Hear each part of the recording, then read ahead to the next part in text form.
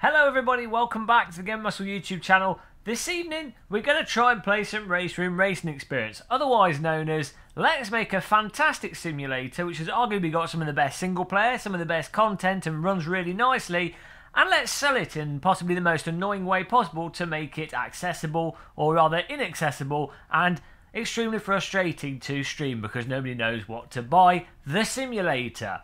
So we're going to give it a go. We've got it working in VR. It has actually really nice VR support, and well, we'll see what happens. Hopefully we can get some people in.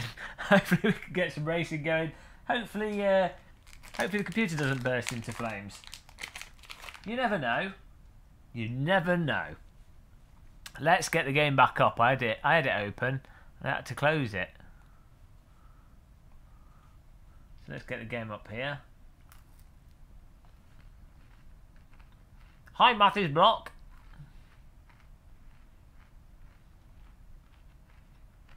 Hello, Dino Racing.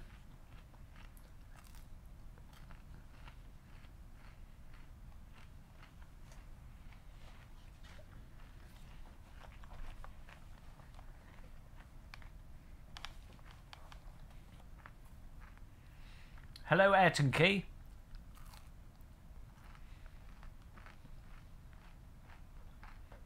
Hello, Ninja Player.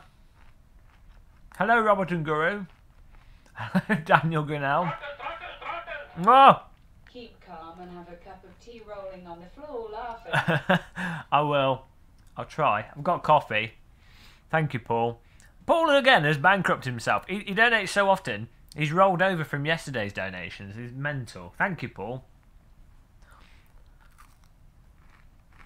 Guy's out of control.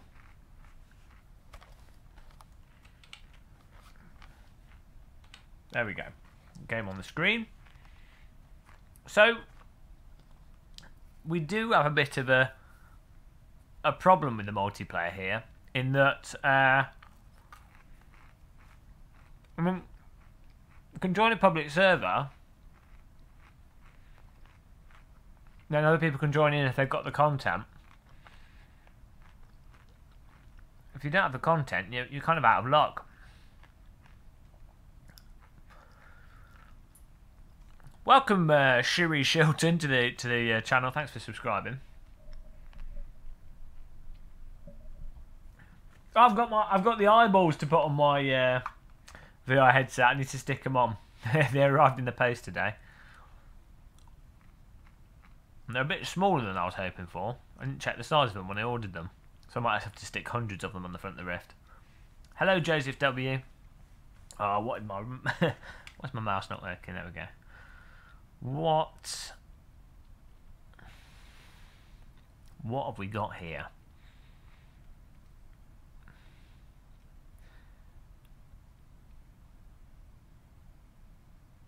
You can't actually tell. Okay, we've got practice, time left. You can't tell what details just from the server list. How many people there are, the ping. Can't tell if they're running a race, how long the race is. People tend to set up servers terribly. It's like a disorder people have. Nice one, RC Gaming. Hi, Manic Mechanic. We're playing some Race Room. We're going to try and play some Race Room. We're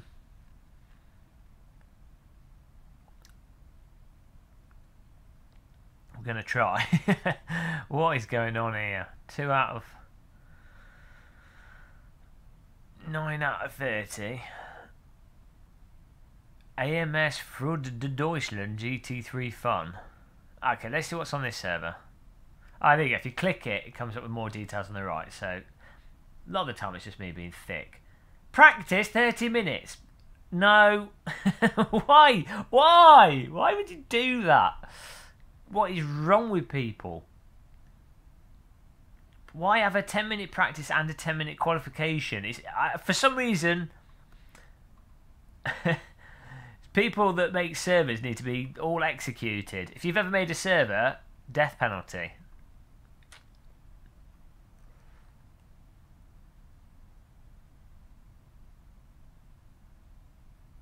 Why have 20 minutes of practice and then a 10-minute race.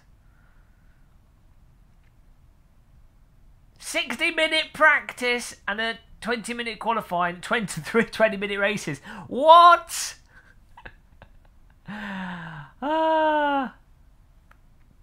This is why the public multiplayer in Race Room is dead. It's not actually dead. There are servers, but it's like, why you can't just load it up and jump in, can you?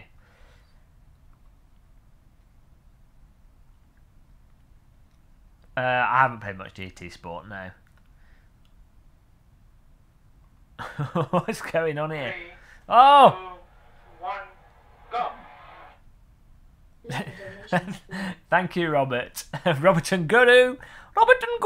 Thank you for donating. I mean, we need to set up our own server, don't we? I did run one on my system. I mean, it's all very well complaining, but that's not very pragmatic. I did host one on my... I got one sort of set up, but it's dedicated and it does take up a fair bit of bandwidth.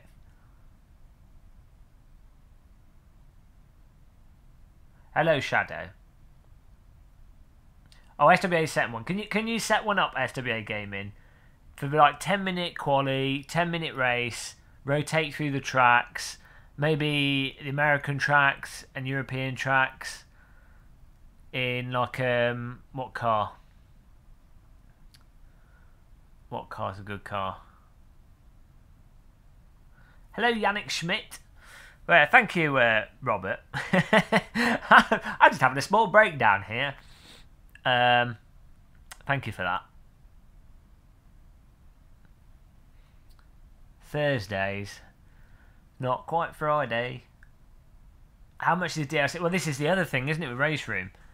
I don't know, because they keep changing the prices. It's your guess. We could do a GT3.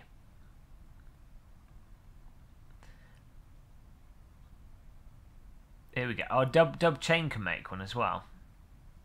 I mean, I tell you what, the best thing to do will be in the long run is if I can get a Game of Muscle server set up with a set content on it. Maybe if we go for like American track pack and European track pack or something along those lines, and with 2 or 3 cars that we could change, but we keep it the same, and then people know what to get. But it's just, I know the Sector 3 developers, you know, they're really nice, really good. They you know, they would probably rather have it be sold in a more simple way, but you know, the people that control the purse strings want to do it this way.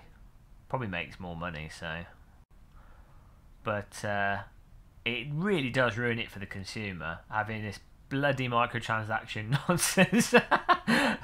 I wish we had more online players. I know, it's a good simulator. I just started the stream to complain about Race Room. I genuinely like it. That's why it's so frustrating. That's why it so drives me crazy. We could let me think of a car.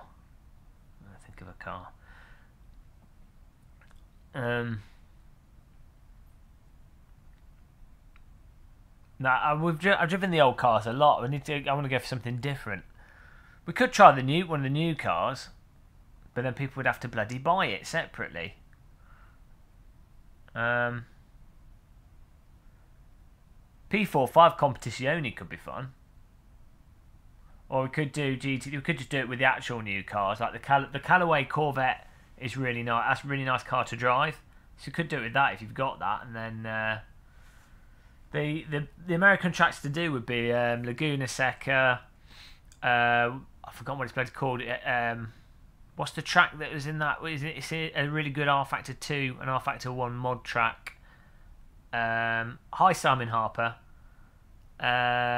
Oh yeah, we could just do a complete GT3. That's a good point. Because there are some good aspects to Race Room. You don't need all the cars. You don't need all the cars to be able to race, and they are balanced. So yeah, do the server with all GT3 cars, GTR3, and go for the American track pack tracks. Oh bloody hell! What's the name of the circuit? It's a really good mod track for R Factor 2. My brain is useless at remembering names. what's it called? That's alright, RC Gaming. I've just eaten a frosted flake bar. Just don't do the infield of the oval track. No, not Indianapolis. That's what I don't do that. Mid Ohio, that's it. Mid Ohio, that's what I was thinking of. Do you remember that mod track for R Factor 2 and R Factor 1? R Factor 1 was probably one of the best mod tracks for R Factor 1 in terms of quality. So yeah, Mid Ohio, Road America, or just let's. Oh, I should have just put them on the screen. I'm an idiot. We know I'm an idiot. Welcome along, Christopher Turner. Oh dear, what is wrong with me? Right. Europe could do European tracks. Could be Brands Hatch too small because it's the Indy track only. Why aren't these organised by in the game? They're not organised by location. So welcome along, Alguti. Welcome to the channel. Laguna Seca, Mid Ohio. Put those two on. Oh yeah. Actually, if you do this, Imola. Don't do Macau. That's bloody terrible. no Macau. No, it's a good track, but for online racing, I'm traumatised from Race 07 days. I've never, not once, have I had a clean online race at Macau. Nürburgring GP. We're listing these out. Mazda, Mid Ohio, Nürburgring GP, Imola,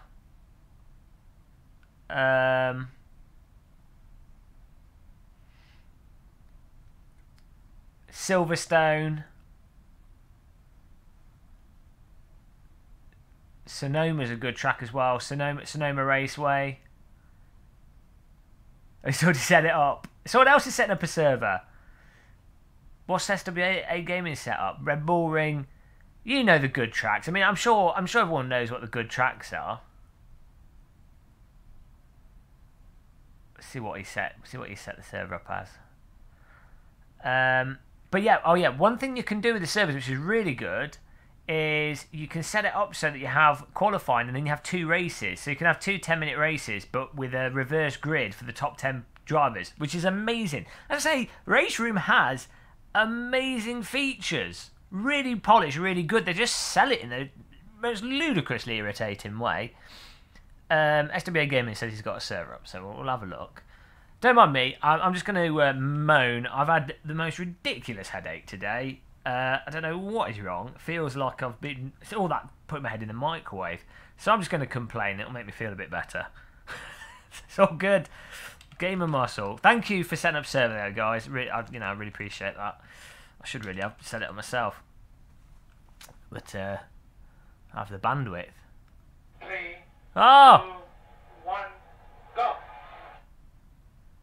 Wanted the weight with my donation for when you race so you kill people. Try to read it, smile. Thank you, Scar3SL. Thanks for that. Thanks for sending me money. Really appreciate it, man. For today. Well, I can't see the server SWA. Is he doing something else with it? Well, I missed a setting.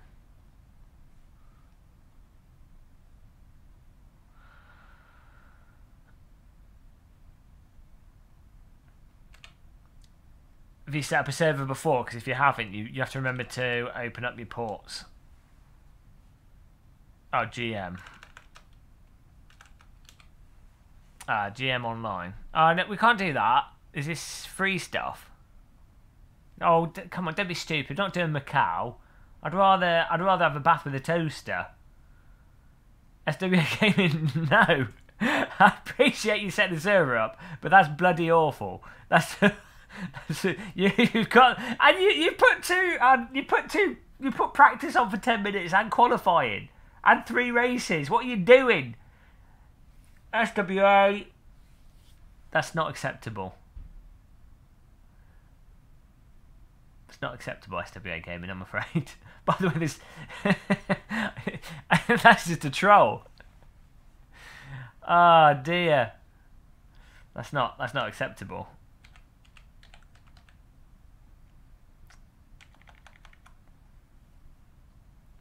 There's no point in having practice. Just go straight into quali. You can set it so people can join quali, and you're good.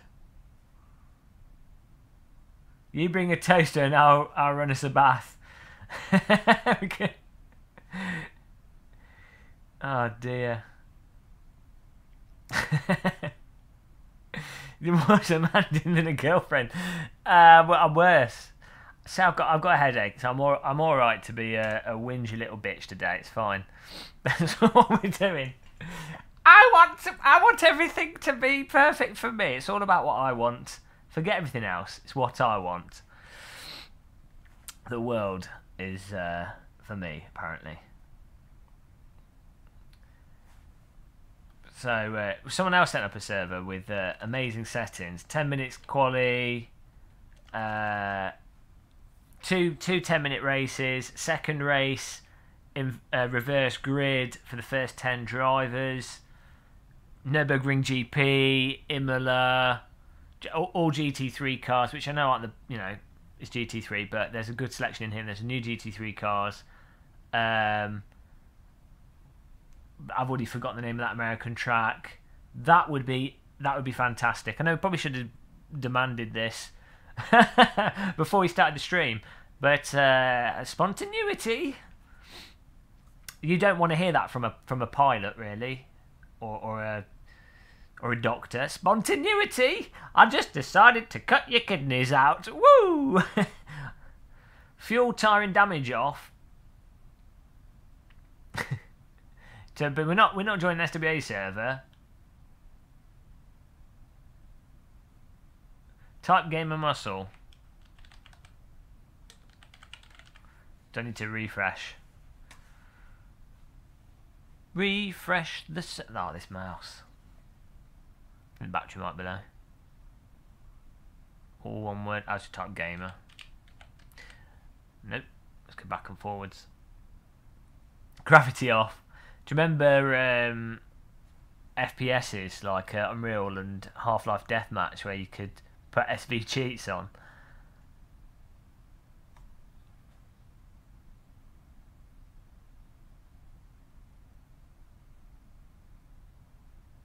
Put world scale to it. Yeah, I was fiddling with that. Hi, what's the best way to contact... Oh, hang on. That's gone. So, what's the best way to contact you? I think I'm okay. Just send a message on Discord. That's cool. Yeah, just send a message on Discord. That'd be awesome. Don't feel like you have to, but that would be really cool. There we go. Why is it rrleagues.com? Is this your hosting service? I won't complain. Why have you set it to 15 minutes? This it's all right though. We'll accept 15 minutes. Actually, to be fair, 15 minutes can be quite good. Oh, that's forgiven. Mid Ohio, full Mazda Laguna Seca Grand Prix, Sonoma, Imola, Nürburgring, Silverstone. So nice. See, that's good. Password T, I guess.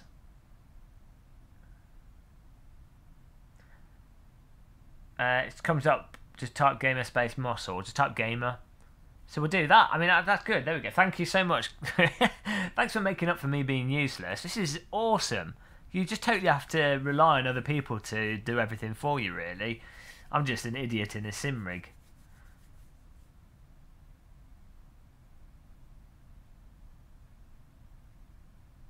Thanks, Shadow. The one, the only gamer muscle live. Right. Join this server with the password on it. Or maybe a password's a bad idea because I don't know if we'll fill this up. If we fill it up, we fill it up. If we can't... Oh, that was stupid. If we can't fill it up, then we'll have to take the password off.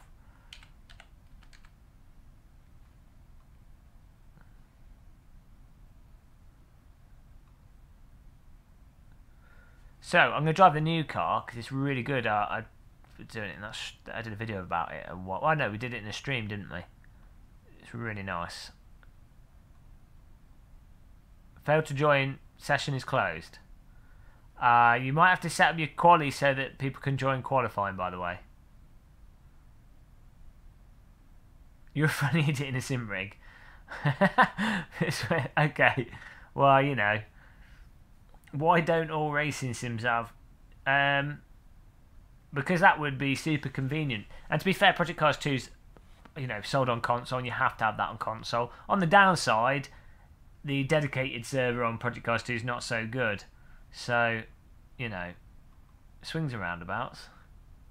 But yeah, for our type of streaming, this type of setup is really good.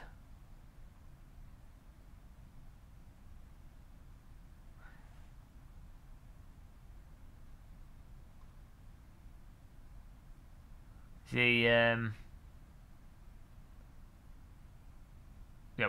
I can't join the service. There's no response from the server when I try and join it. Don't know if that's I don't know if it's changing a setting, or you have to make it so it's joinable or something.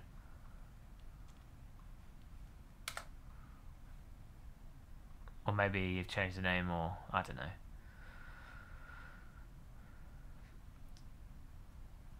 Yeah. Well, Assetto Corsa is a PC game, though. That's the thing, isn't it? Which they've obviously ported to console.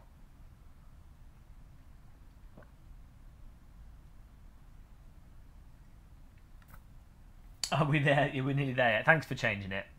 Really appreciate it. We need some techno music. Hyped up cat. Hyped up cat. Just subscribe. Just subscribe. That was the techno beat, by the way. As I say, Race Room is fantastic as a simulator. The way the cars handle, the sounds are absolutely bananas. Plenty of really nice tracks. The graphics look really nice. The multiplayer side of it in terms of the netcode, the collision detection, everything. The car selection. Loads of stuff is absolutely amazing in it, if not a class leader when it comes to driving simulators. The only problem is just how they sell it is, you know, they have improved how they sold it by allowing, you know, you can join servers if you don't have the content, you can demo everything for free, and they have reduced their overall pack where you can buy everything in a single purchase, but it's still, from a sort of end user perspective, it's still a bit, you're sort of like, oh, what do I need to buy? Should I buy this? Am I buying the right thing? You know, it's a bit of a pain in the arse. But you know, I can kind of see why they did what they did. I mean, they were releasing the content packs for like you had like Race 07, and then you had GT Evolution, and then you had like the Volvo add-on, all that. You know, they had all these different add-ons, and that ended up being really convoluted in and of itself. So I can see what they were trying to do in some ways, but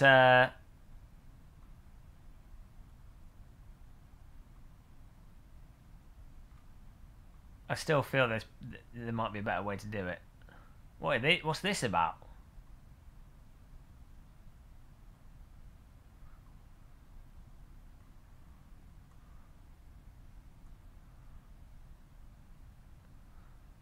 Okay, I'll try and join. So you can join in quali. You just have to set it, I think, as an option. How do you get it to run on a monitor as well as Rift? You have to bind a button in the menu option that displays on the screen, view game on screen, and then you just push that button once the game's loaded up, and then you'll be able to see it on the Rift and the screen.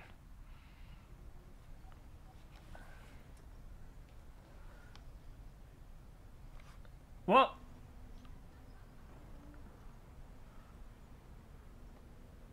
What's going on? Proceeding to the next session.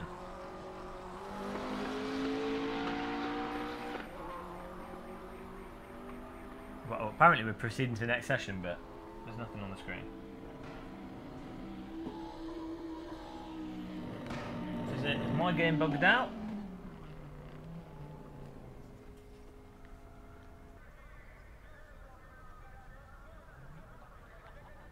Ah, there we go. I need to grab the chat room as well. So let's do that.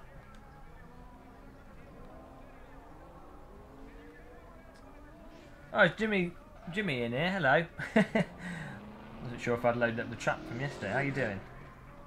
Jimmy boy!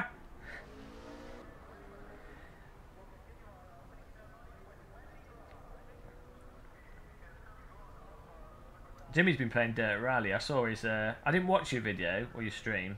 But I saw the thumbnail and I was like, oh yeah, I could do with to play some Dirt Rally. I was watching some rally videos as well. That's what happens to me. Playing rally games is like getting a cold. You kind of don't play them for ages, and then you see a rally video on YouTube, and you're like, oh, that looks really fun. and then you're like, then before you know it, you're installing RBR in Dirt Rally again, and then you play them for like a week, and then you don't play them again for another 4 or 5 months. But that's the nice thing with rally games, that they kind of just work in and of themselves. So I'm just positioning the chat room here, trying to at least.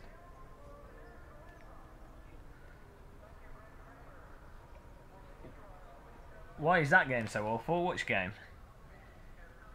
Trying to get Dirt 4 with a... Oh, just forget Dirt 4. It didn't happen. Hi, Pez B. Dirt 4 is just atrocious. I always give... I give Codemasters stick for it. They probably hate me. I know... What's annoying with Dirt 4 is that Codemasters are very talented. The staff that work there are absolutely amazing. It is upper management that obviously killed that game, and they rushed it out, and as a result it's like, no, it's not what people wanted. So it's not going to sell well. People just want Dirt Rally. People just want a rally game with good tracks. That's it. Just a few cars and lots of nice tracks. The rest of the game is fine. The physics in Dirt Rally are fine. The sound is amazing. That's all people want. They were happy with it. But, you know, Codemasters. Well, they did fix some things in Dirt 4 with its physics. For example, they did improve how the cars go over jumps. But all the modern cars, for some reason, have this weird understeer or sort of self-correcting nature, as if it's got some like really overactive diff setting or something. I don't know what it is, but they're like, if you disputed it when the game came out, they're like, no, you set it up wrong. Real rally cars don't oversteer. They set them up to understeer. And it's like, okay, maybe they do, but then why do the old rally cars do the same thing in the game? And why do you have to go absolutely ludicrous with the setup to get them to handle in a progressive way? Most real-world cars, people I've spoken to that have driven proper sports cars, even track cars, especially rally cars, most of them are progressive, and you can move them around and stuff. Hi B, so don't worry, I'm having a meltdown. It's okay. We got race room loaded. Oh dear. As I said, I've had this headache today, and it's made me in a mood, so I'm just going to be whinging about everything.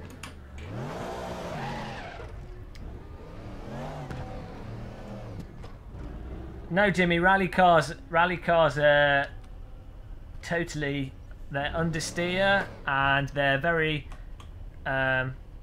unwilling for the back end to come out, and they're very hard to drive on the power, you know. I don't know any rally drivers that are known for driving the car on the power. Colin McRae, Sebastian Loeb. Oh dear. Okay, world scale we need to sort out, because it's I'm like a child in a race car. You saying put it to 1? That can't be right. No. Now I'm like a giant. I think 67 was, from my fiddling, a good value.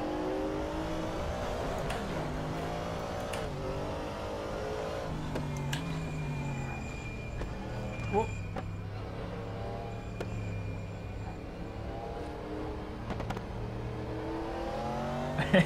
Jimmy's having a breakdown as well. Just have a breakdown stream. How are we doing for volume levels? That's not the racetrack. That was nice how it went over that bump though. Let me know how we're doing for volume levels, guys, because I haven't tested them. Oh, get onwards if you've got a VR headset, guys.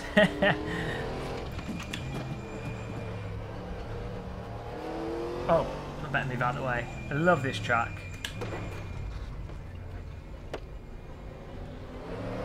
Yeah, I love Race Room. They just need to... The people in charge of how Race Room is sold, the money people, the money men, you just... I mean, I don't know, it's an awkward one because I can, as I say, I see the problem that happened with the previous games where, you know, you have all these DLC packs and that fragments things. So I can see that problem. But... I had to put a fan on. I'm getting warm already. I've not even started. It's just... Because, you know, it is good value for money if you buy the complete pack. It's not that you don't get a good amount of content for your money. So it's not like they're ripping you off or anything. It is good value for money, but it's just too much to ask of someone. If you're looking at the sort of... Because it's not really within the context of the single game where the value proposition is. You're asking someone to do an upfront purchase. In terms of the sort of lazy, simple purchase, sort of in terms of consumer mentality, if you're selling anything over 25, 30 quid on the sim racing side, I mean, you'd immediately... I can't drive. You'd immediately, for example, if you're summing up buying Race Room and you go, okay, I just want to get it and not have to think about it. You're like, okay, I need to get the complete pack, it's the only option. And it works out about 50 quid or something. You'd immediately go, why am I buying Race Room and not Project Cars 2? As even though Race Room has aspects to it that are better than Project Cars 2 and you get more content, you think, well, why not just buy the latest game with better graphics and what have you? So it's just something to get in the way of the consumer buying it and the complexity of it. If you could buy the entirety of Race Room for, I don't know, 25, 30 quid, then I think more people would just be like, yeah, that's it. And the other thing is, if you buy the complete pack, you know, more content can come out a week later. So you feel like, oh, I've just gone to the, I've stretched ahead and I bought the complete pack. Oh, but now I don't actually have all the cars. So you would think about that before buying it, which would make you think, oh, I'm not going to buy the complete pack because it's not going to be long before I lose the satisfaction of knowing I've got everything. So that, I mean, they sort of put themselves in an awkward predicament, I think, with how it sells and how to buy it. I mean, maybe a better option for a Race Room would be to do a subscription model. Subscription models are normally terrible. I don't personally like them, but if someone was to say, you know, it's £5 a month or £2 a month, maybe that would work better. It's an interesting one. You sort of have to, there's different reasons behind everything. I feel like they wanted to get the iRacing route but didn't have the multiplayer. Well, that's the thing. If they had the multiplayer, if they did the ranked multiplayer, they could totally smash iRacing. The physics and handling and force feedback are way better in Race Room than iRacing, in my opinion. Got to say that, otherwise I get into trouble. And you guys know I'm a huge fan of iRacing. If they had a basic, like even a cut down, even a sim racing system type thing in Race Room, I think people would then buy the content because you're like, well, I know I'm going to drive that content. I know I'm going to get the value out of it. And people would compare it to iRacing, and so psychologically be like, well, it's a lot cheaper than iRacing, so I'll do that. Not that that's rational or not. Which, what's that, B-Sim Racing? B-Sim Racing. Win. Billy Strange. Oh, look at this. All the boys have come out from the woodwork. It's Thursday night. Or morning. Billy Strange is actually on his mobile phone whilst burying dead bodies in his yard. In the fields behind his house.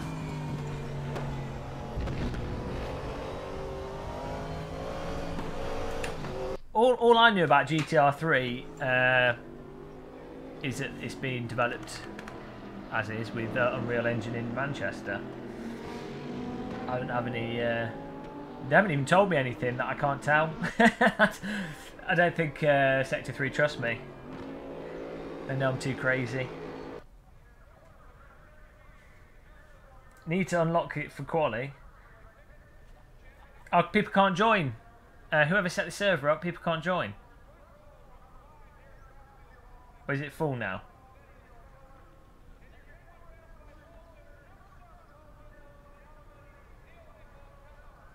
iRacing is amazing just for the safety rating. Yeah, I mean, that's the thing. I think iRacing, personally, people probably disagree with me.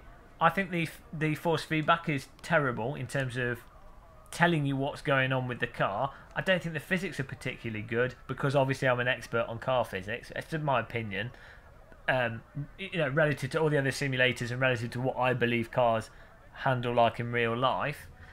Not that I've driven any good race cars, so again, it's my opinion. What were we talking about? I was just slagging off iRacing.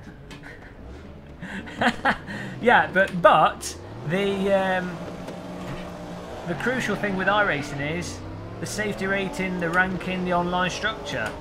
That makes it worthwhile playing, and you do get proper bum clench racing with iRacing, regardless of what you think of the handling. I mean, I know people that are really good sim racers, high level sim racers, that they also think iRacing is god awful in its handling and many other aspects. Not that every simulator's got its problems, of course, but they still rack up the hours in it because they love the competitive aspect, and that's a huge thing for people that are you know, weird people such as myself and people who do sim racing. The competitive aspect is a very... it's motorsport, isn't it? And racing, being competitive is a huge component of it. So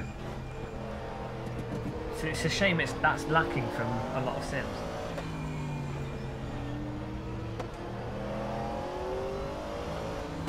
Yeah, I don't know, Billy Strange. I mean, some of this stuff I've heard that I probably aren't allowed to talk about.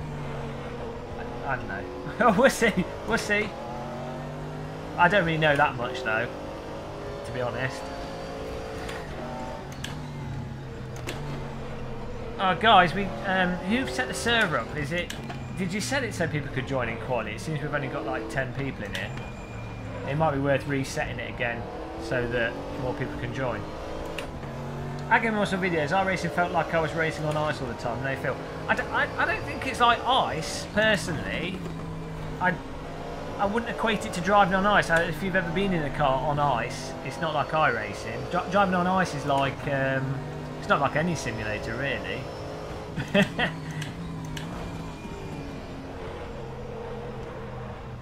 And when you drive iRacing with a direct drive wheel, it can feel quite grippy because direct drive wheels make things feel very tight. But I think it's over the limit. There's not that sort of ply and give that you get from Race Room AC and Project Cars 2.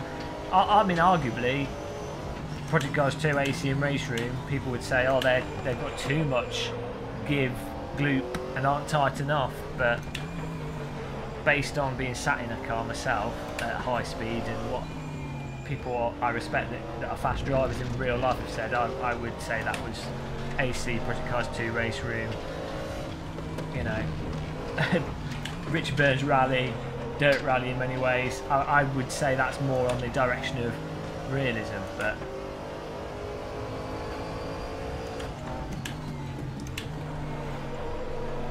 I haven't driven the newer cars in iRacing though. I've heard from people that they're a lot better, so there's that.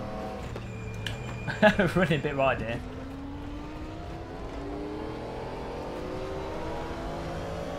Oh, you restart the server, okay. What? Why have I just gone to this view? As the server just there we go, that's why. Out of body experience there, that was rather intense in virtual reality. Oh dear. What's going on here? Is it at Gaming Monster Videos? For me, it felt like the car wasn't really connected to the road.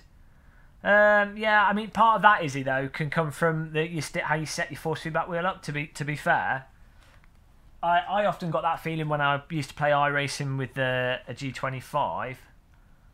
But yeah, as I say, a large part of that is how your wheels set up, and part of that is just there's nuanced differences between all the simulators in many ways.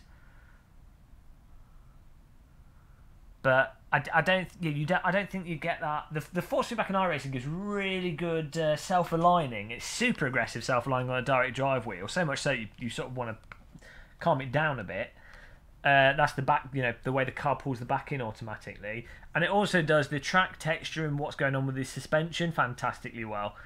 You can use iRacing force feedback mod plugin thing to convey rotational forces, but I just feel I've never been able to, even with fiddling with that, even with messing around with stuff, even with the AccuForce wheel, even with everything I've ever tried to do with it, I've never been able to get that same subtle understeer, tyre load give feel to it. And then even if you do go over the limit, you can't particularly drive on the limit as much as you can with Race Room, Assetto Corsa, Project Cars 2.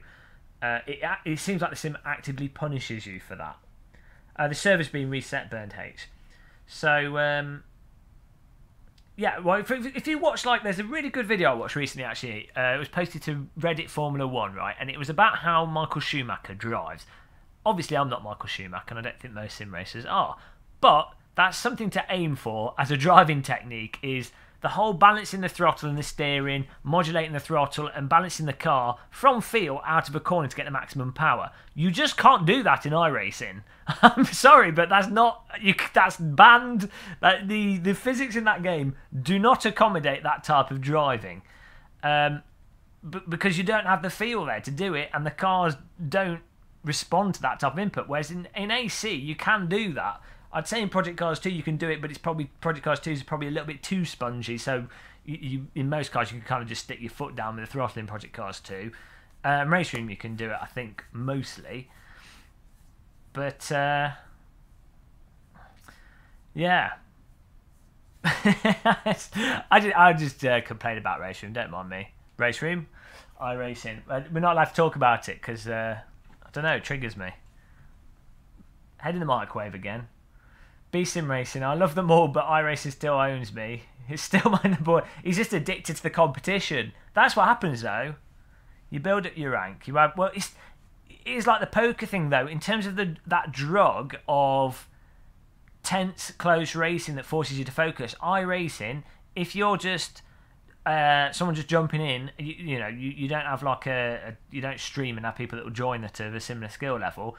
iRacing is probably going to be the most likely way you'll get good close online racing.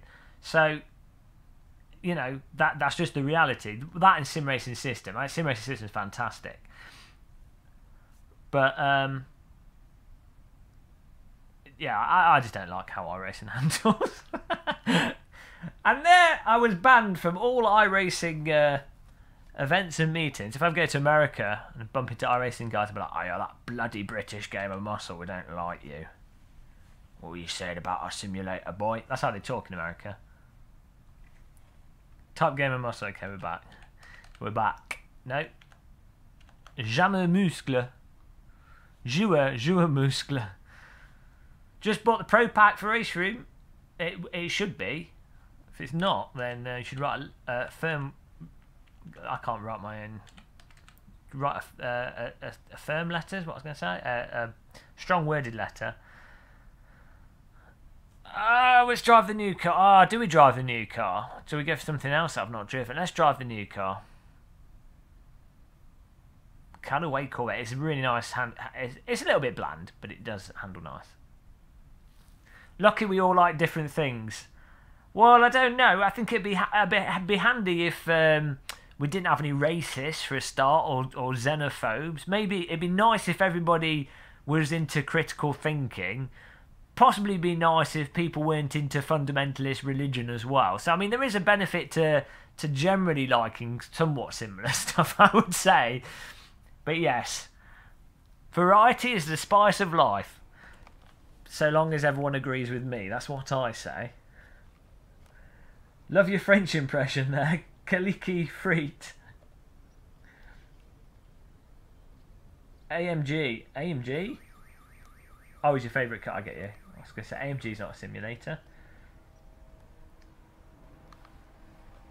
I mean, it's important to realise that I'm right, everyone else is wrong. I think waiting for players still... Okay. That's... I mean, everybody knows that, don't they, really? And you can apply that to everything. I'm right, everyone else is wrong. So if you crash into someone, it was their fault for braking too soon, or it was netcode. You know, it's never your own fault. You can like more than... What? Get out, B-Sim. B-Sim banned from the channel. You can like more than one tea as long as it's Twinings, and they do different types of tea, so yeah. Why is my tracking cutting off? Gamer Muscle always right, confirmed. Oh dear. Real talk. Thigh master is neither a thigh nor a master. All-knowing God. Oh dear. A compliment from a French viewer and subscriber. Thank you. Merci beaucoup. We murdered a French guy in virtual reality Pavlov yesterday. Why can't I... what are we doing here? We're just waiting.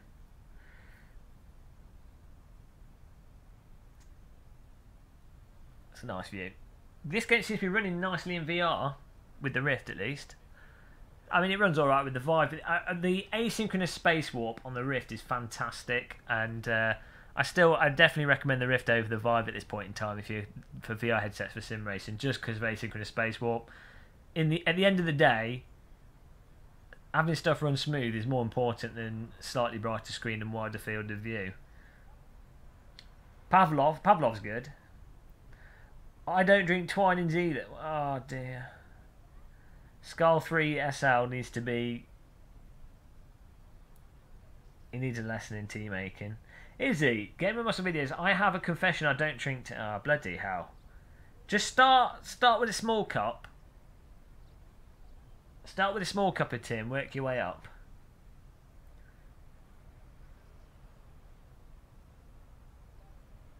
Oh, I saw that Tony Stewart thing. Was that the guy where he ran over the person at the track? It's not funny, but it is. It's just ridiculous. I don't know if he actually did it on purpose, though, but I mean, I guess that's a whole conversation. I don't know enough about it. So we won't go into that, guys. let's stay away from that. That's a conversation to avoid. Religion, politics, and people killing each other. Let's stay away from those conversations for now. Does green tea count? Yes, let's go back to food and sim racing. Stuff that doesn't have any impact on the world. Green tea's tea, yeah, but it's not Twinings. Well, you could do Twinings do green tea. $10 for 40 tea. What?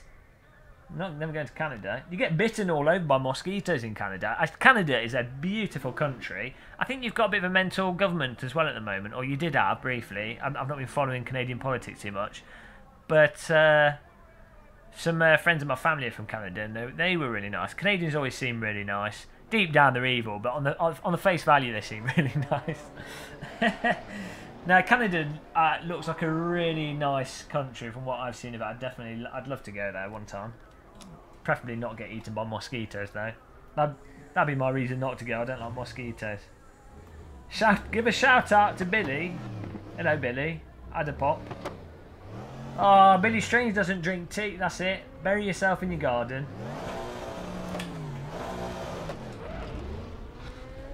Did you hear that, Billy? Yeah, I did. She speaks blasphemous words. Did you hear that? Billy doesn't drink tea. Yes. Is it like a piston cup, but a good what? A cup of Pepsi. What is that? We can't talk about mental governments at the moment.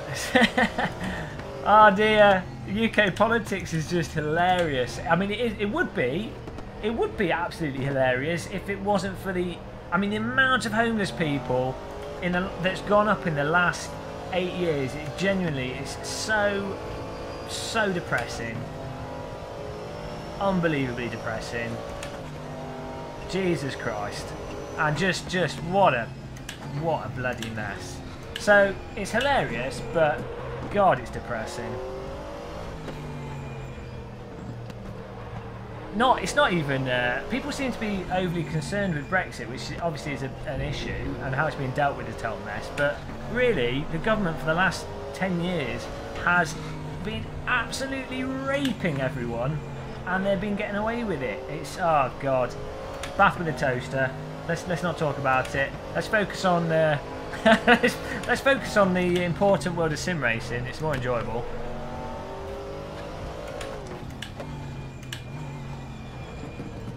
Why drink tea when there's coffee? Well, Nicholas Smith, it's nice to mix it up. I do drink coffee at the moment as well as tea. I work in... I can't read that. That's gone past too fast. I assume you were saying you work in London and you're homeless people as well. Yeah, I've got family that lives in London. I go to London quite a lot. And yeah, I remember when I was younger, there was a period where there was a lot of homelessness, and it kind of went down, and it's in the last 5 years it's definitely a lot worse. But there you go.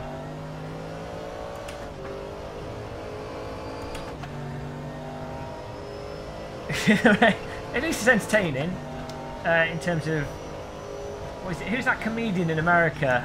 The one that's he's George Carlin, is it? I don't say his name wrong. But he says, like, you know, that sort of nihilist view.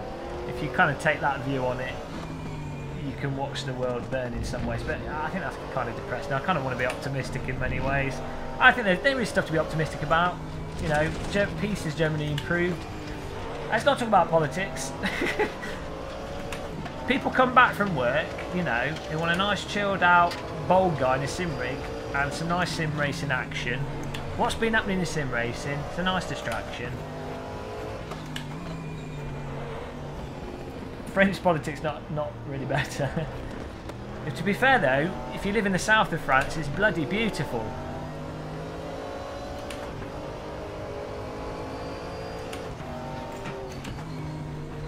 How not? I really need to go back to the Alps. I really do miss it. Last time I was there was when I was like 17 or so. So beautiful. South of France, the Alps. Absolutely amazing.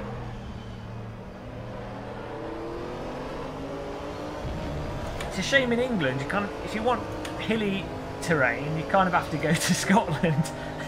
And then it's cold. Blackjack and Hookers. Fez Fox is just going to film his bedroom.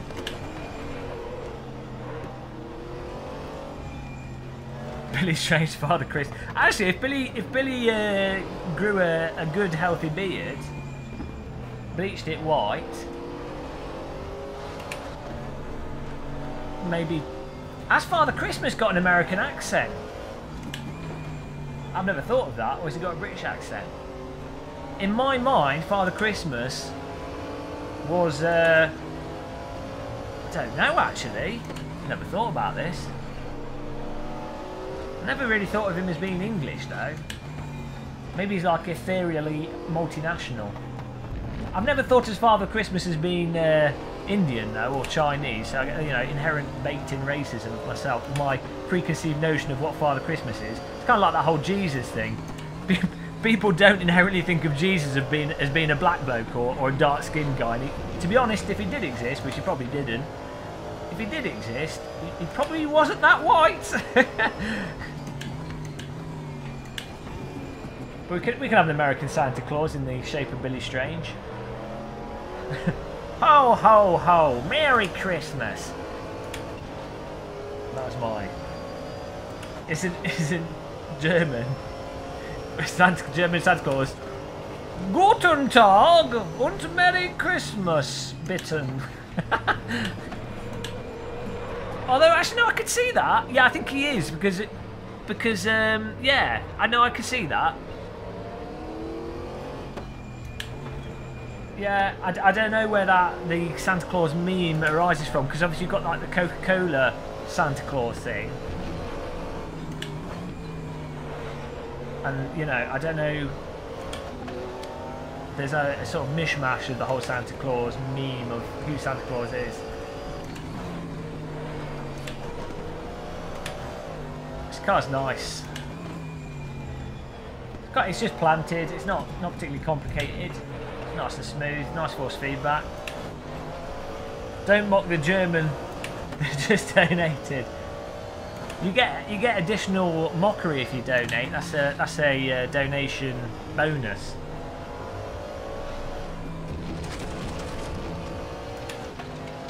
Can you please do an impression of Santa in a Welsh? I can't do Welsh. I can't really do any accent other than a very bad Indian. A moderate French and a boring English accent. Coca-Claus. Hum, your teeth are dissolving. Hum, your teeth are dissolving. It's the season to get diabetes. Yes, let's associate our cancerous product, allegedly, with Christmas. That's a good idea. And also, let's associate it with sport in the meantime. That would distract everybody from the death that we rain upon the earth. Wow, I'm being controversial this evening.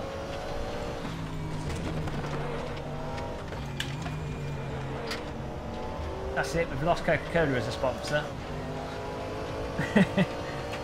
I do like Coca-Cola though. I'm a Diet Coke person myself.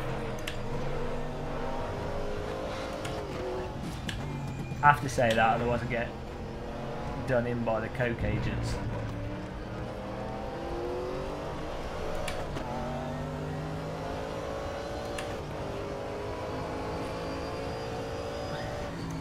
How we doing for time? Oh no. What? Oh, that's my lap time. 1 minute left. I was like, that's not how qualifying time works. Hi, buttons.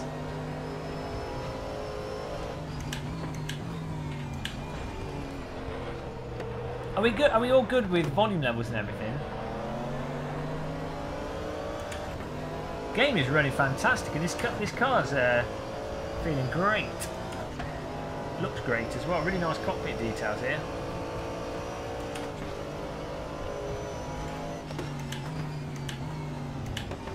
I quite like the refreshing taste of Pepsi. There we go. There's the Pepsi agent.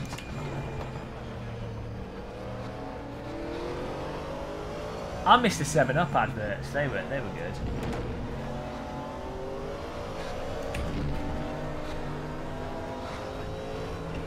Wow, really nice curbing feel there.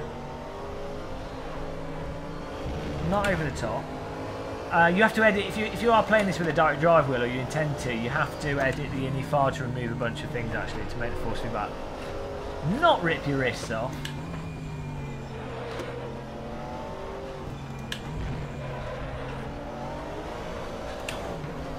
The car just feels really nice and stable, not over the top. The grip loss is super progressive, which I think is quite believable. It's what I'd imagine the real, GT3 car to be like that. How about the Vet? Is that, I don't know what I'm driving. Whoa! Looks like a horror movie sound effect there.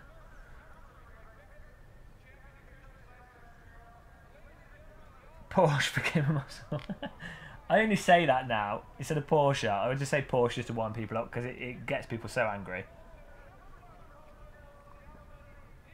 Here we go. Let's get ready for our first of the 2 races. This only took an hour to get going. But it was my fault. It would have only taken 20 minutes if we had everything set up beforehand. So... I take it, but hang on. Never blame yourself. Always blame other people. It was everyone else's fault. It wasn't my fault. I'm good. Oh, we're good for fuel. Oh, God, I don't have enough time to change it. Right, we'll just assume we do. When in doubt, assume. Another thing you don't want a doctor to ever say. Nitronis! Welcome back. Nitronis, oh, you're a sponsor, but it's not showing. Why is it not showing?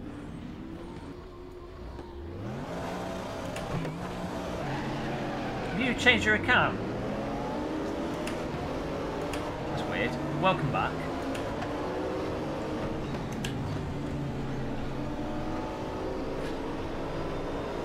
How are you supposed to pronounce it? It's supposed to be like Porsche.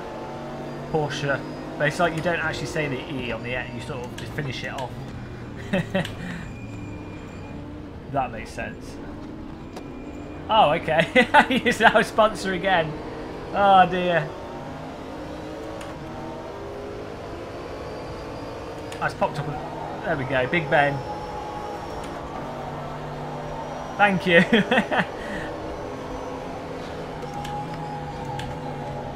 Oh dive bomb, dive bomb, dive bomb. Sorry, guys. Thank you, Trey. You didn't have to re-sponsor. Thanks for that.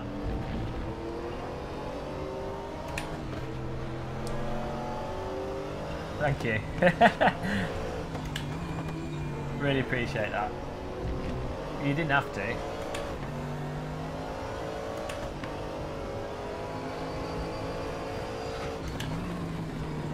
God, I'm out of control. This track's really nice, you know. I'd say this is probably the closest American circuit to Brands Hatch in many ways.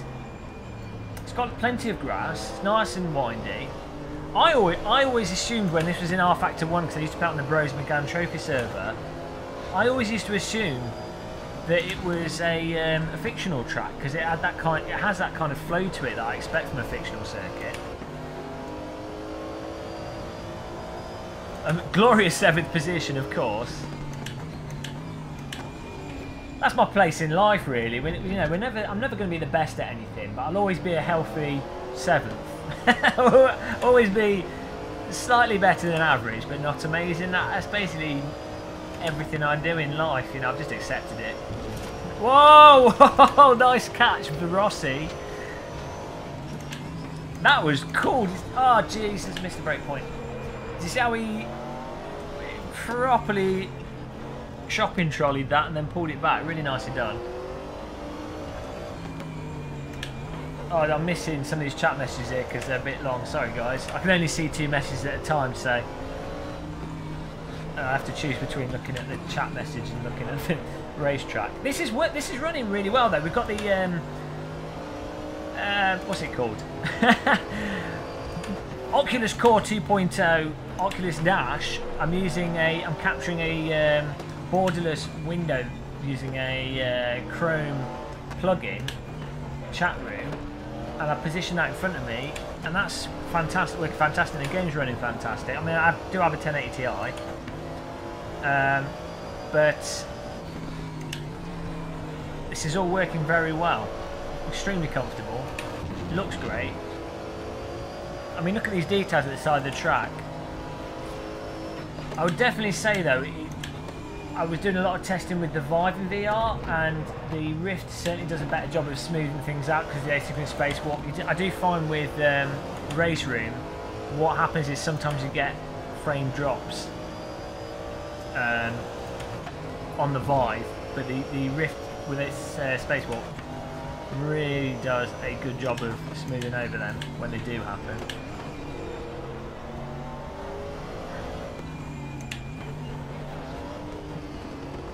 I have to say as well, you know, it's probably about 6 months ago. No, it's probably about a year ago now when they fixed the force feedback, or they greatly improved the force feedback in Race Room. But also, you notice any of the cars that have come out in this last sort of 8 months have really nice physics to them, and it's really tight as well. Super tight physics with these vehicles, where they've got that sort of slip to them, controllable slip, that allows you to overdrive, you know, or push a bit, or go deep into a break point. But it's not so smooth, not too dampened and smoothed out with its physics. There's still a tightness there and a bite to it, which is really satisfying. Makes it quite tricky to hold it on the limit. I'd say harder than Project Cars 2, for example, but in some ways easier than Assetto Corsa. It's really satisfying to drive, I think. I do like how, for me, Project Cars 2, AC and Race Room, I find them all they're quite different between each other, but they're all in the same sort of general ballpark of what the sims are going for with the physics, and I really enjoy that. We're having to talk about religion in chat. It's happened. Oh, you got a bit wide, boy. We'll get right on his tail.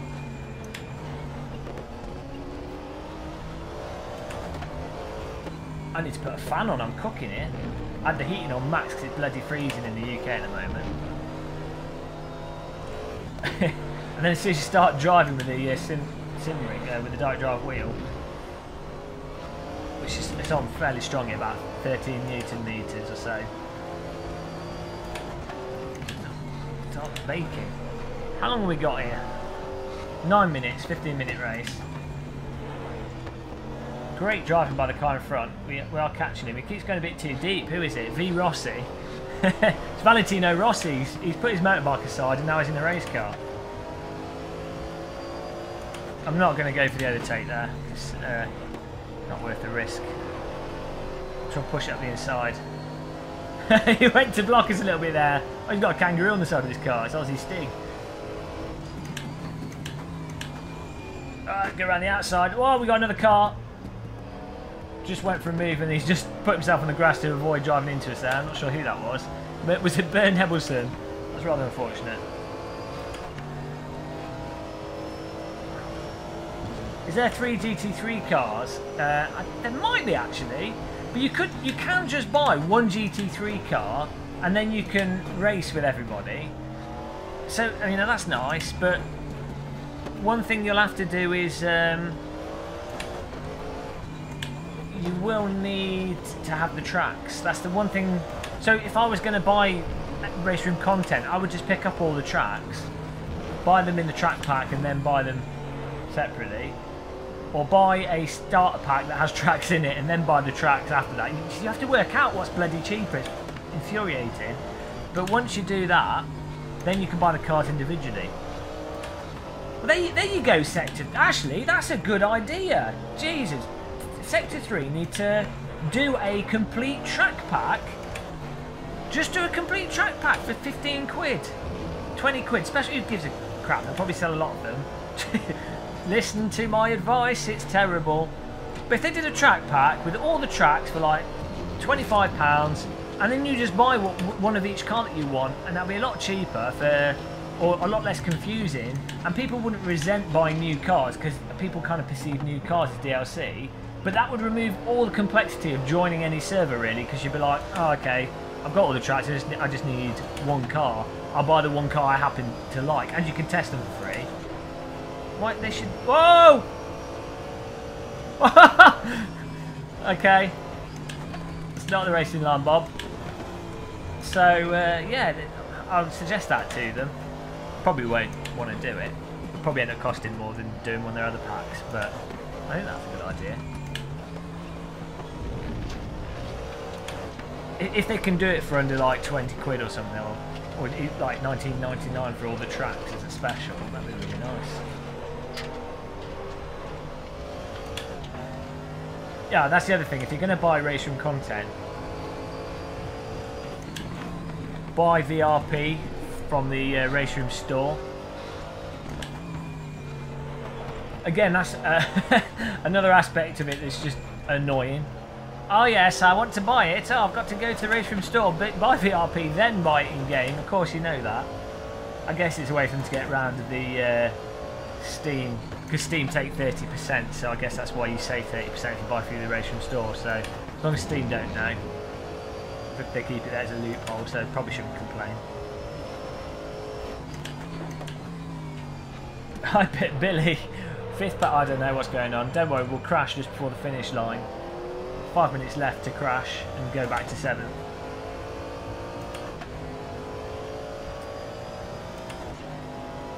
Have any of you in chat got a VR headset? Because at the moment Oculus are just doing a Christmas sale, and Steam. I think Steam, does the Steam sale start on the 20th? Steam Christmas sale.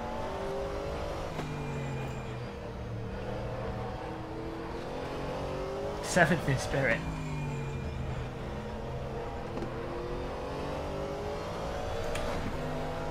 Kind of been trundling here. It's a nice trundle.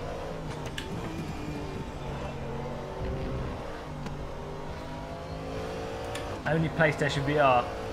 Have you played anything on PlayStation VR that you thought was particularly good, or are you just using PSVR on PC?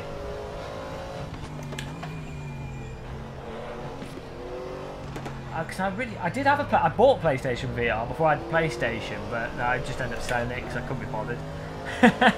But there are some interesting things on PlayStation I'd like to try. I just think I don't know if it'll.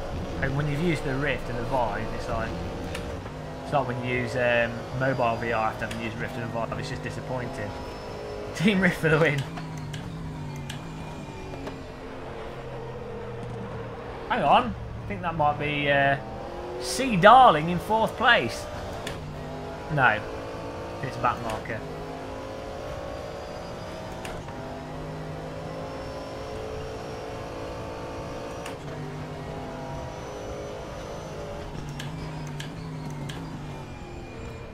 Oh, he's letting us pass. Thank you. I know what we got. The next race is reverse grid.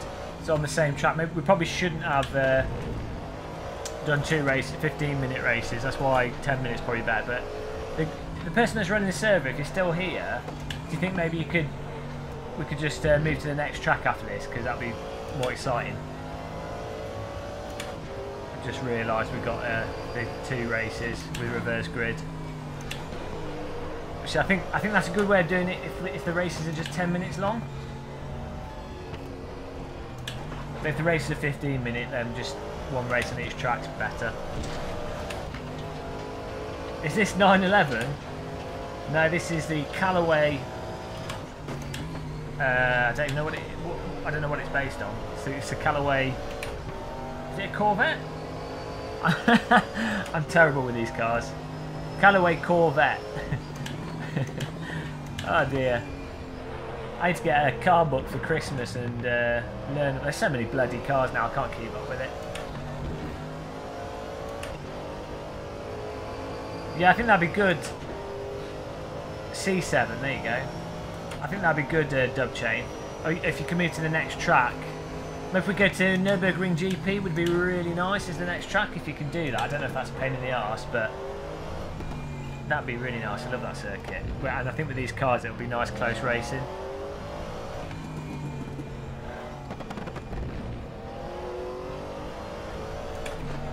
The curbing feels really right. I think the curbing in this is just an effect. I don't think it's actually taking it from the suspension. I might do both actually. I think it has an effect and an option for it to come through the suspension. But for some reason it just feels really nice with this direct drive wheel. A really tight curbing feel. We should expect, you know, a car tyre is actually quite firm.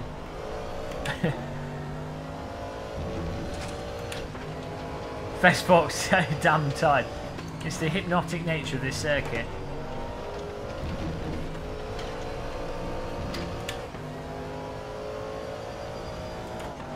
Hi Tim. If Billy's just in his yard burying dead bodies, he watches the stream on his using his mobile phone internet data plan whilst he's burying people in his yard.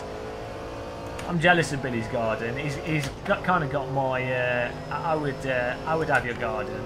Swimming pool, nice field. It's the lack of countryside where I live in the south of England. Although, strangely, there is actually quite a lot of countryside in Kent, but where I happen to live, it's kind of built up. And in the UK in general, unless you're in Scotland or near a park, you know, like a national park or something, it's not like America, put it that way, where, you know, there's places where you can essentially be very alone for many hundreds of miles.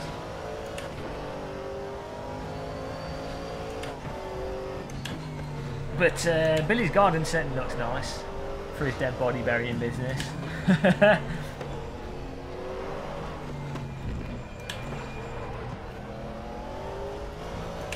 Well, 12 seconds left. We've got to have one more lap here. We've got G. Garimbalgado coming up behind us, so we're going to have to do a stonker. Oh, watch out.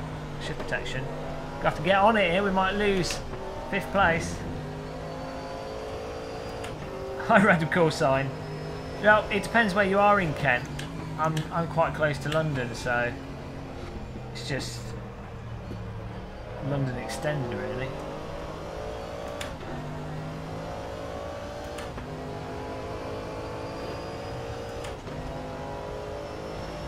He uses the nitrate from the corpses.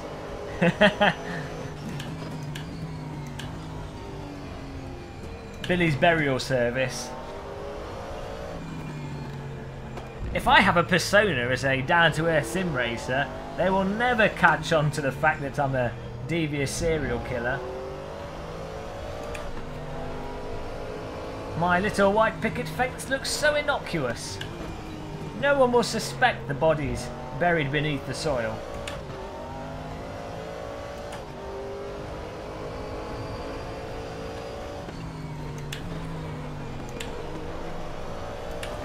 Oh, we've got a little bit of gap here. I think we're good. Trundle it home. I'll go for a different car next, I think. I could have driven a bit more aggressive, but I'm happy with 5th place. Whoop! Done! That's a bit of a snap. Where's the... Oh, okay, I see. Nice! That was fantastic. I was quite chilled out, but nice fun, nonetheless. Hey, Atif, how's everyone doing? Is it? Game us videos. I can walk 2 min from my house and not see anyone for hours. Nice. It's always good. How does Race Room compare to PJ2? What's PJ2? It sounds like some kind of trendy drink. I assume you mean Project Cars 2. It's different. They're different games, really. I don't know. How does it compare? It runs better in VR with the Rift. The scale, there's an issue with scale in Project Cars 2. It doesn't quite feel the right scale, even when you tweak it. I've never got it feeling 100% on, but it's quite comfortable. It's perfectly fine. It's perfectly usable. It's not a problem. Yeah, I don't know. In comparison, I think the sound is better in Race Room. In terms of the handling, in some ways I prefer the handling in Race Room. I think Race Room feels a bit tighter than Project Cars 2. I've not driven all the cars in Race Room to really make a direct comparison, because I mean, in particular with Race Room, the Clio Cup I really like, the Radical SR3 I really like, you know, the Caterhams I really like. So, and there's certain, I don't think there's a Caterham in Race Room. On balance, I think I probably prefer the handling in Race Room in many ways. It's kind of, they've just got a different feel to them.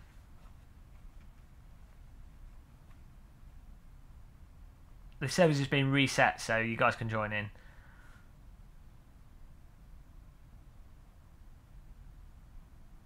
No, Project Cars 2 world scale is Project Cars 2 VR world scale is fine.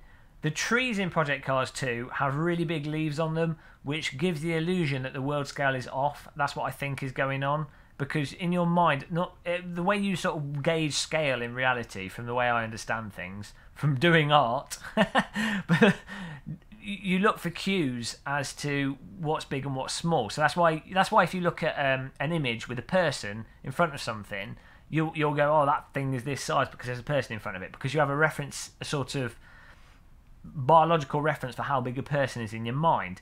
I think stuff like tree leaves or certain building door frame, you know, this is something you learn as you grow up as well, how big certain things tend to be. So in Project Cars 2, the tree leaves I think are too big, because they probably don't want so many tree leaves that the game runs slow, so they've had to make the tree leaves big to make the trees look full. And I think they use some kind of like auto gen tree system to so they can have the different seasons on the trees and different trees and everything without an artist going crazy. But yeah, the leaves I think are so big that it throws off the scale of the world in Project Cars 2. But the actual VR scale, the vehicle scale, the track scale, all that stuff, I think is spot on.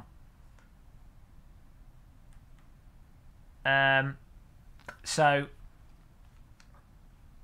yeah, that's what it's in Race Room though. The world scale seems spot on. I mean, some of the tracks are a little bit different. I don't think they're laser scanned, but the VR scale seems a bit off in Race Room at times.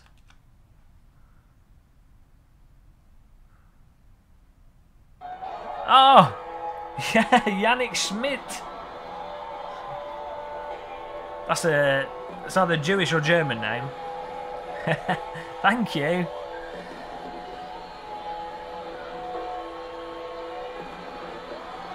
Ring them. Oh dear. Thank you. Thanks for subscribing. Really appreciate that. Need to refresh. Okay. Yeah, welcome to the channel. Welcome to the subscriber list. Remind me on Discord to put you in the sponsor room. Occasionally I do a naked pole dance for the sponsors, and you know that people look forward to that. I only do it once a week, but it's one of the sponsor perks. We got lots of butter. Basically people are allowed to bring their own butter to the pole dance, and they can throw it at me. It's a perk of being a sponsor. So just make sure you join us on the Discord channel for that. I can't write. This keyboard's got low battery. It's a rubber dome keyboard. Excuses here, but it is difficult to write with it. Join this. Nice. What car should we go for, guys? But yeah, thank you for sponsoring. Yannick Schmidt. I think that's how you say your name. What's this? Pizzas in London? If you want to keep her, go to France or Monaco. Best pizzas in London. What is going on? What are you talking about? AMG GT3, Jimmy Olsen. Audi, AMG GT3. That's 2 votes for AMG. Two votes for the AMG. Hello, I'm Gamer Muffle. The computer. And then go. Oh, we should do the P45. Oh, my eyes watering. It's too emotional. AMG. Oh, okay. That's a bit boring. Can we not do the P45? I'll do this one for this race, and then the next race we'll do the P45. Competizione. Cast. Oh, we could do the Haribo. Oh, no, we've got to do the Hello Kitty car. Do the Hello Kitty car. Oh, the Chupa Chops car. I love the Chupa Chops logo. I hate lollipops. But for some reason, I associate their logo with, like, nostalgic memories. They've got me. Hello Kitty. That's what we're going for. You can't join us, you don't have the track. Go and buy it, Paul. I am going to be racing more Race Room. We've sort of got to a point where I will start to do a bit of a schedule with stuff, to be honest. So we're doing, you know, Project Cars 2, Assetto Corsa, Race Room, and virtual reality games. Because it set things up so people know when to join for the game they like. Because I know certain people don't play various sims.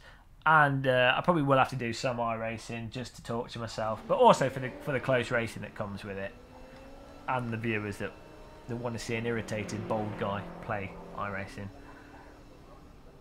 Yes, that's it. You can't buy. You donated enough to buy the track.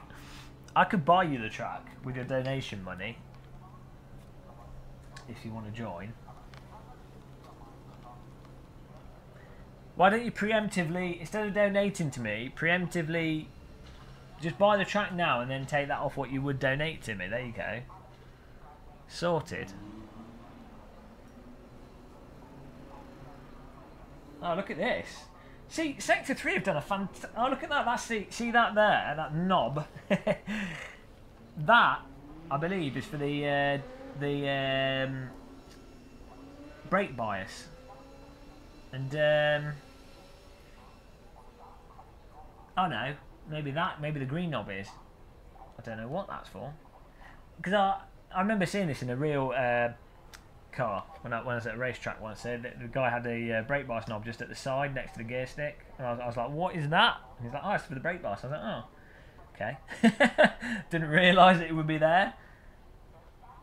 But there's a green knob there. It says F and R on it, so maybe that's the brake bias. But it'd make more sense to have it closer to the driver because it's the kind of thing they like to twiddle. The sound of this car's insanity. Okay.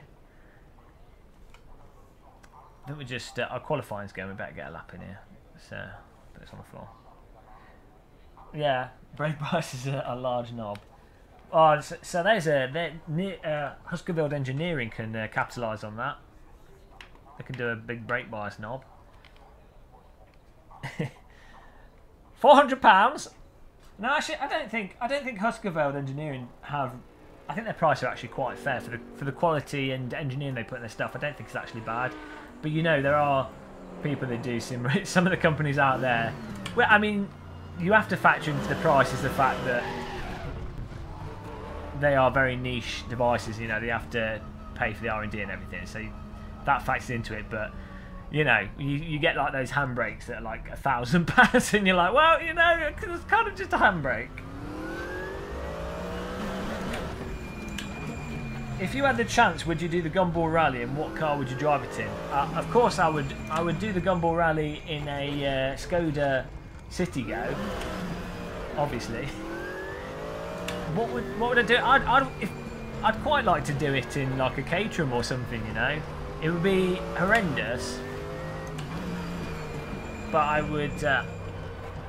It would be an experience. Oh bloody hell! This is jumping all over the place. We're getting some stuff here. I think it might be people loading in, hopefully, because that's the way this works. I need to put my fan on, otherwise I'm going to cook to death. Alt F4 turns on the seat heating. Ah, oh, thanks Tim. Thanks for the pro tip. Whatever he drives, it'd always be a muscle car. Early 90s style Chavmobile. What packs does one need to purchase to... Well, Tone Brassy, we've just arbitrarily set up service here. Not really been planned out.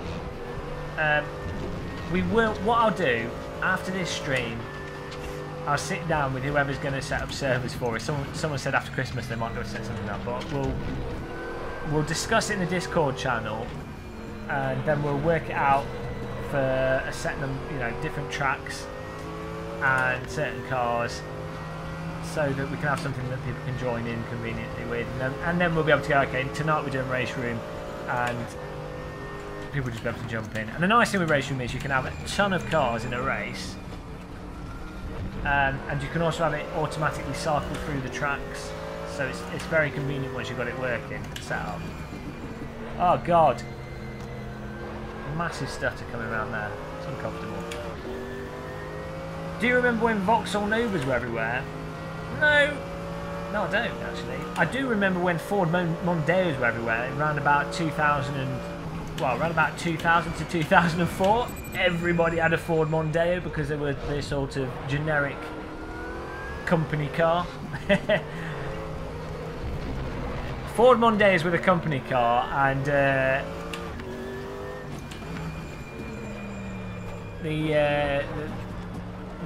was it the Ford car? The car KA? They were the generic second family car that everyone had.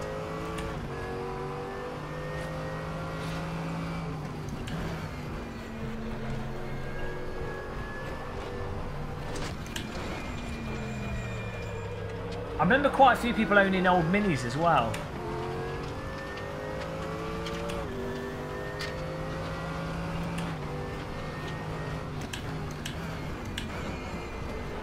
I'm absolutely cooking. I need to... I'll finish this lap and I need to put the fan on. So warm. Baking.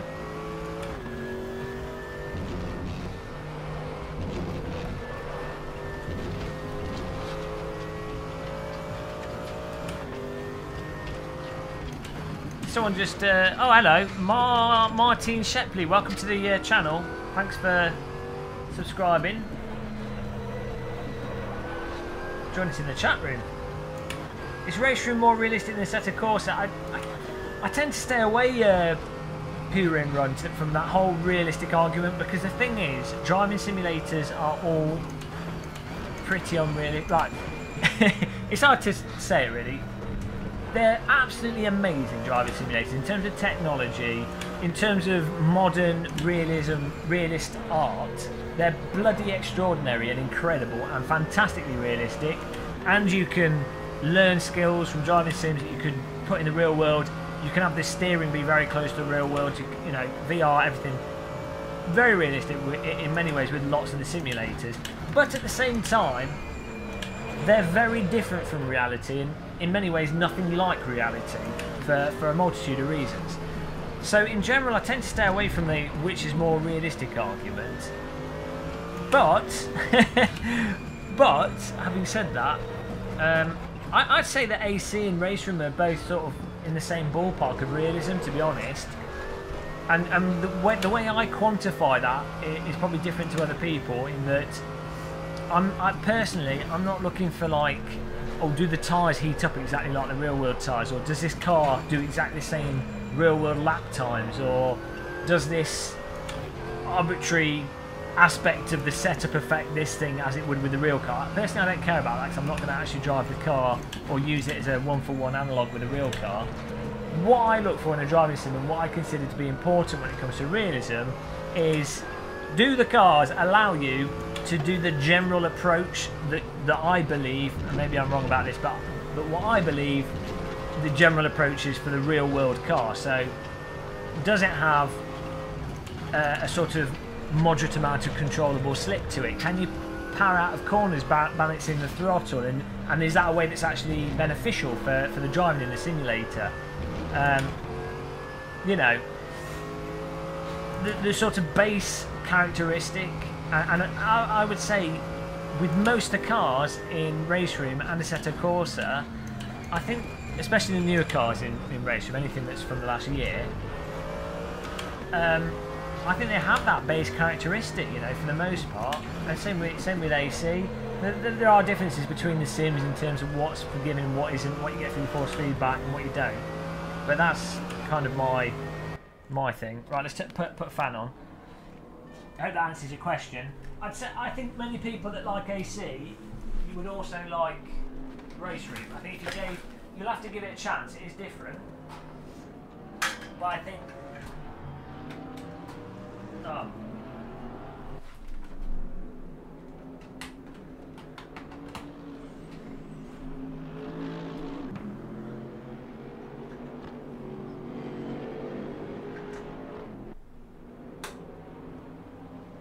I do think if you like AC, you'll like Race Room, but you have to, as I say, you have to give it a chance. We'll pop to the bathroom. Hope they don't miss the race start.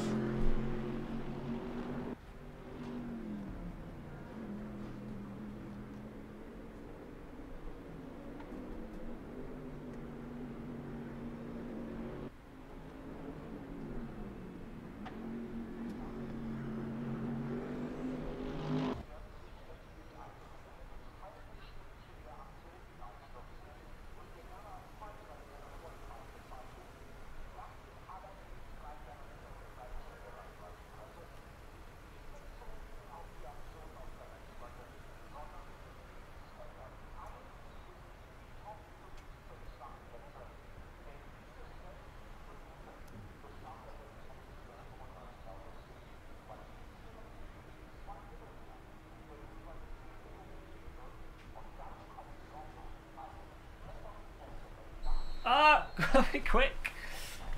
Bloody hell. Oh,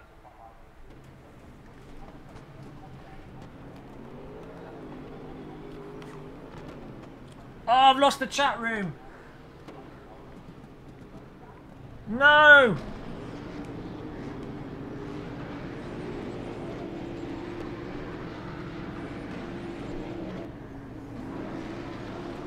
Oh Jesus! Oh, sorry guys. Can we restart the race? Ah, oh, Jesus! Is it possible to restart the race? Stupid. You can't. Oculus decided to get rid of all my overlays, which is rather annoying. Thank you, Rift.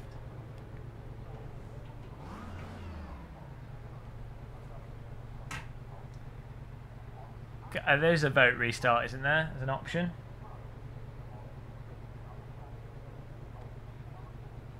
Yeah, I know. I have to have the chat room on the screen to have game sound as well, because there's an issue with the game mirroring. I have to have something from Windows in the game with the Oculus overlay.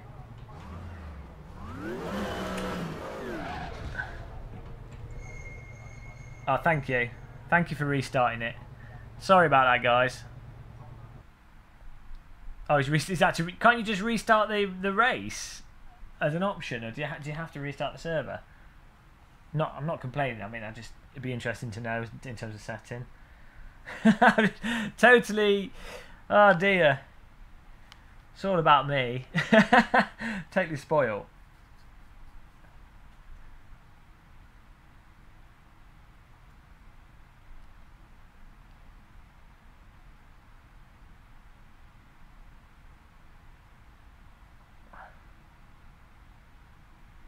Join Discord channel R League server for okay.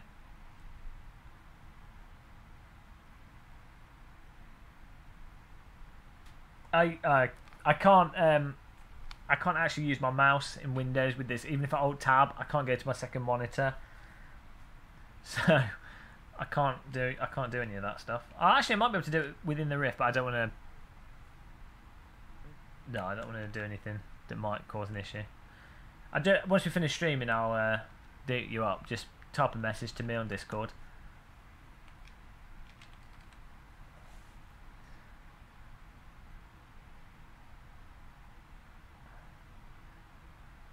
I've never had a car. I always use public transport. To be honest, I've always lived next to a train station.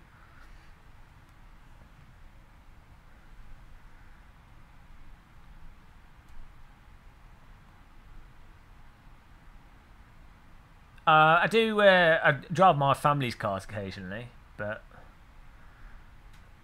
yeah, myself, I haven't had one. If I was, I don't know. I get if I had more money, I'd do stuff on racetracks. I do like track days or something if I was rich. But I've not actually needed to own a car because I've always worked either very close. I've either literally always worked within a mile of work. To be honest, as well, when I've worked at an office. Yeah, I've never actually had a need for one.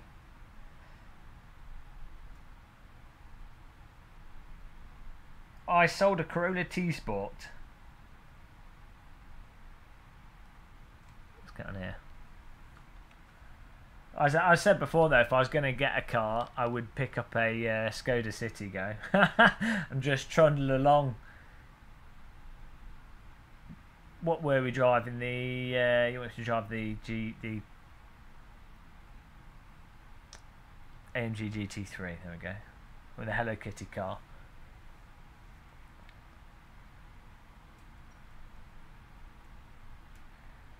I play Sims because I'm not legally allowed to drive. Well, there you go. Oh, you can't see. If you play in VR, you won't notice the screen door.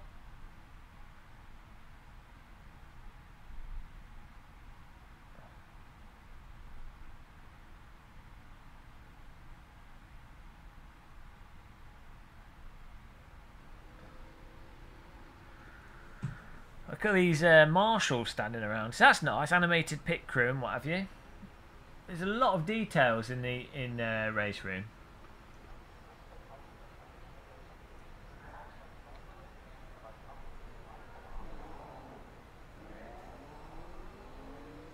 Yeah, I think the price with VR isn't in the headsets anymore, but it's in having to have a fast computer, which is a bit of a shame, really. It's annoying that it's not more accessible in cost. So I would say, I mean, 1080 Ti does seem to be like the ideal card, but you know, that's a £700 graphics card. 1070 is obviously the best bang for buck graphics card, but it's, you know, that's still like £270, which is it's a lot of money. And then you need an alright gaming PC. Yeah, definitely, Larry B. Race Room sort of has pretty high requirements. It's a shame, really, to say. But you know, things will move. I think things will move quite fast. It's a nice thing is that VR will definitely going offline, so settings will be as they are for the rest. Okay, thank you. Better not crash. Thank you, Dubchain, for setting everything up. Yeah, because of VR and the nature of VR needing power, and also just the work that's happening on the driver's side, I think it will drive the cost of graphics cards down quicker. Or the cost might increase in the same way it'll be the same as they are now, but you'll probably get more bang for buck out of them, because graphics card manufacturers will be like, well, that's the benchmark we're going for, is it's got to do VR well. So just as you saw with the in the 2000s, I mean, it won't be as pronounced as what happened in the 2000s, but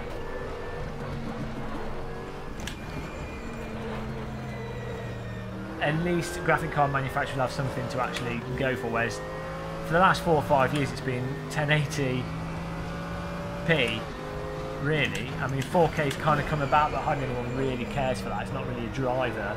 But I think for the mid-end graphics cards, people are going to ask, how well does it run VR? That's going to be the real question.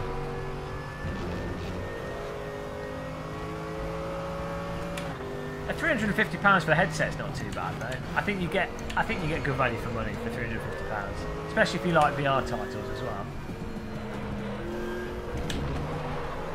Man, I'm starving. I've already had old pizza this evening. I'm really hungry. All right, Fez Fox. A good night. Sleepy tighty. Thanks for joining us, or at least being in the chat room. Probably do some Project Cars 2 next game we play, next stream. I'd have thought. And probably try and do some different vehicles for a change from the Game of Muscle Classics. Yeah, 350 is a lot of money. I mean, personally, I'm not that well off, to be honest. So I do appreciate the cost of things. I've never been particularly well off. So, you know, I appreciate £350 is a lot of money, but relative to what you get from a VR headset, I mean, you're literally inside of a game, and you get the tracking controllers and stuff. What it offers, I think you do get the value from it. You know, comparatively, if you were to spend £350 on a screen or something, you know, some sort of similar device, I don't think you'd get as much. It wouldn't offer as much, and it's also a new technology, and the price has come down massively over the year and a half, 2 years that it was first launched. So it'll only get cheaper as well, but that's what I mean.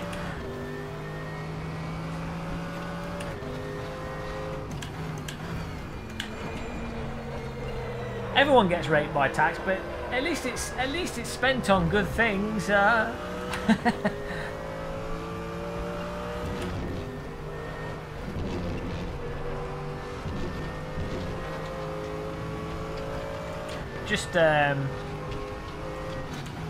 You just have to be self-employed and do YouTube videos, and then you can do your tax return and you can put it as a business cost.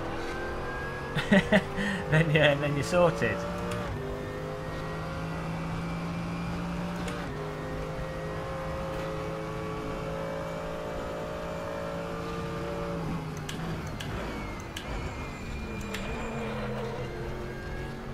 No, I mean, not that I can talk about good value for money stuff. I'm sat in a SimRacing with a direct drive wheel, and I didn't buy the direct drive wheel. I didn't buy the SimRacing.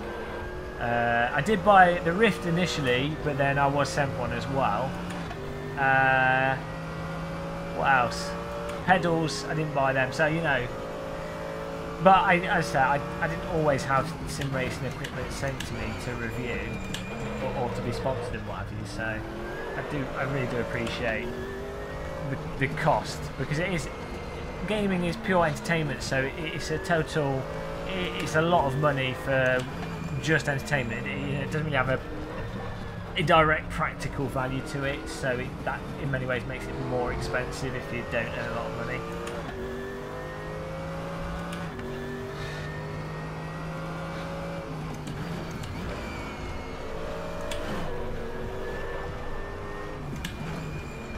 Moral of the story is you have to make YouTube videos and review stuff.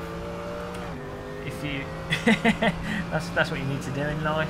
If that's what you're into. I guess it's always a good idea to try and turn your hobbies into your work in many ways. Although the risk of doing that is that it can make your hobby like work, and then that can sometimes be grating. But I think it's worth it. I think the thing is though, SimRacing doesn't have to be expensive. I mean, you can I mean, for years I had a G25 and a 17-inch monitor for a good 5 years, and before that I had a Momo black wheel. That was perfectly fine. It didn't really cost. It was 40 quid, and then it just worked with a. I always used to build computers for sort of £650, £700, and even now you can play all the main simulators in 2D with a G25, which you can pick up for like £100 now, 130 quid, and you can get most of the enjoyment they have to offer with that basic kit on a low-end computer.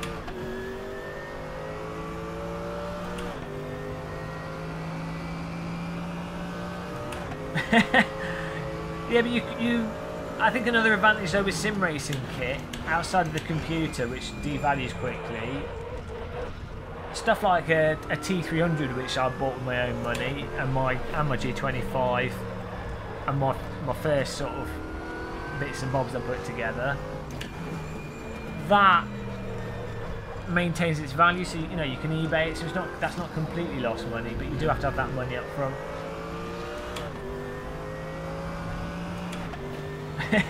Doesn't drink or smoke or anything. Yeah, well, that's the other thing. It does help if you don't have a social life, and that's always been a benefit that I've had.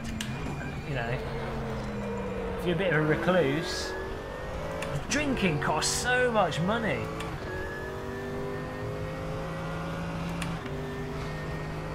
Yeah, there is that. It does cost relationships and. Yeah, I'm fortunate I don't have children. Or unfortunate, depending on how you look at it. But you make your choices, you flip the coin and you go with it. And then you cry in the corner. Then you have a shower, a cold shower. But you know, it's all good.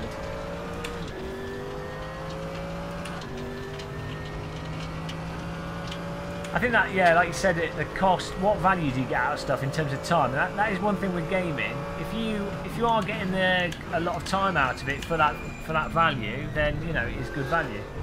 I definitely agree. As Larry B said, that's a good way of thinking about.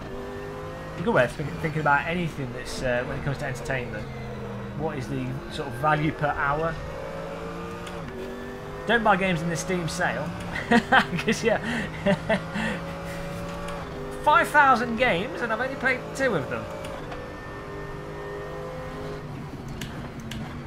We've got final lap here, but I don't know if this lets me finish the lap. I'm not sure if it does. May have gone over the limit a touch there.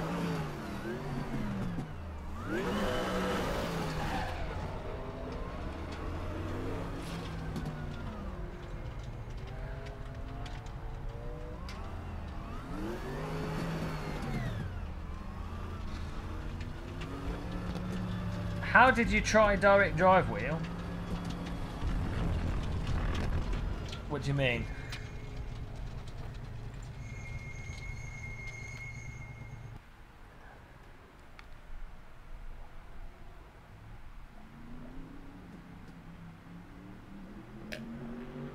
Dan Hammond.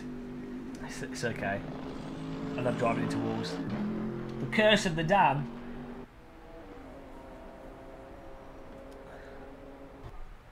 Here we go.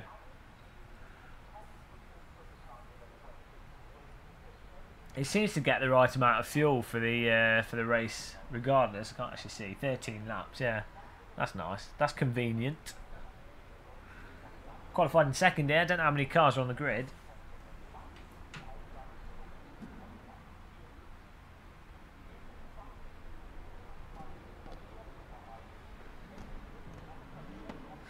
Yeah, I mean, I found that Bercy 88. When I was younger, I used to go through demo discs on the Atari ST, and I used to play like Sega Master System, Commodore 64 games, everything. And then all through the 90s, all the FPSs, Carmageddon 2, loads of DOS games like Big Red Racing, Little Big Planet. Yeah, so many games. I used to play everything. Doom, Wolfenstein, Commander Keen, I used to go for everything. From about 2005 onwards, it's just been like there's nothing there that's really, there's the occasional game, but not to the same extent where it's like, oh, this is really, really innovative and super interesting. But when bit of lag there from the server. But then with the VR games, a lot of them are atrocious, and a lot of them are really buggy, and there's stuff to be done. But VR is utterly transformative, and it really does feel like being, you know, the early days of PC gaming, where you'd load something up and you're like, oh my god, this is, you know, totally different. To Land Down Under. Steve McQueen has joined the stream. You know it's late because Steve McQueen has come in.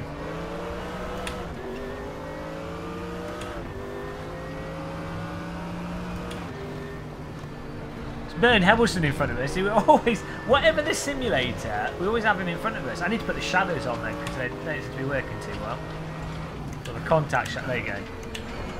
Contact shadow's there when he's close, but not when he's further away.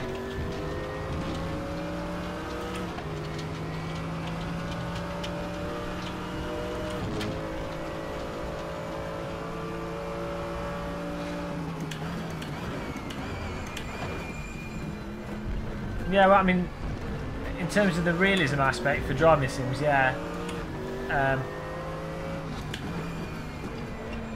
So most people I know that have done real world track driving, they go crazy for VR because they're like, well, you know, it just connects, it just makes sense.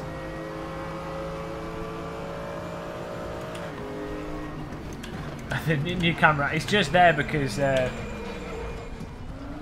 my housemate / ex-girlfriend isn't here, so she's not going to be walking behind the camera in her pyjamas, so I can put it in front of me.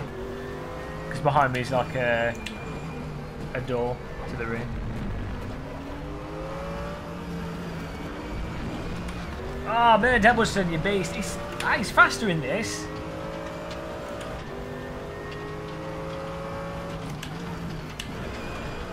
Listen to the engine sounds. Fantastic. Really immersive, the sound in this game.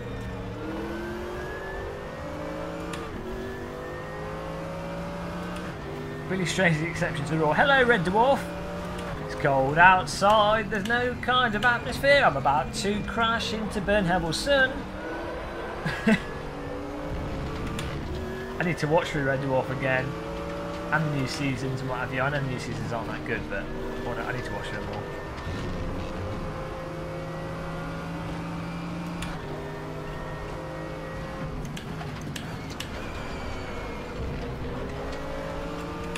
It's a smacking garbage pot. That was such a good episode. Oh dear, going through memory, you triggered the old neurons there. Just your name.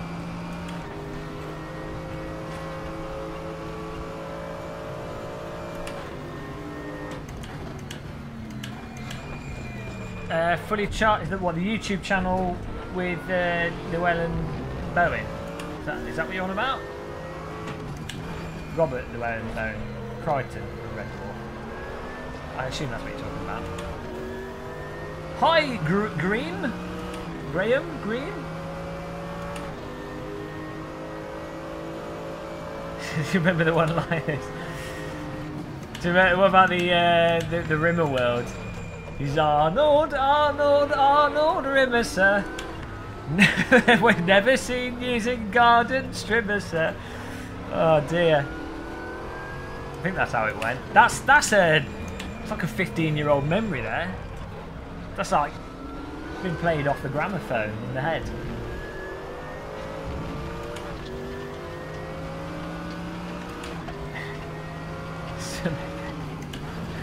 Oh dear, such a good TV show.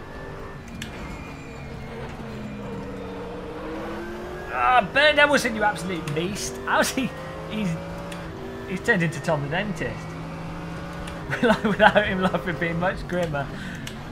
I wet myself that episode. I think that was probably one of the first things that I ever saw on TV where I literally peed myself because I was laughing so hard. Schumacher Air shortcut.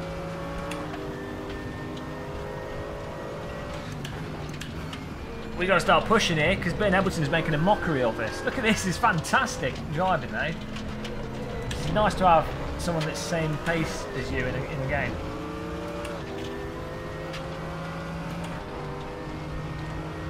I really like the Red Dwarf back to reality episodes, and the VR episodes were really good.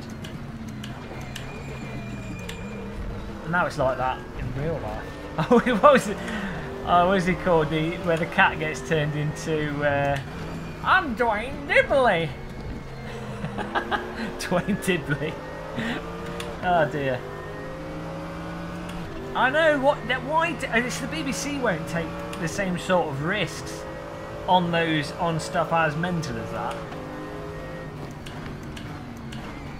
What is happening? Well, I mean, the thing is now you don't. I guess TV's not really for that anymore. That's what hopefully YouTube is around for. Bloody hell! Got to start pushing. It's the really nice tight force feedback for the understeer as well. A little bit of a shake for the understeer. Dwayne Dibley.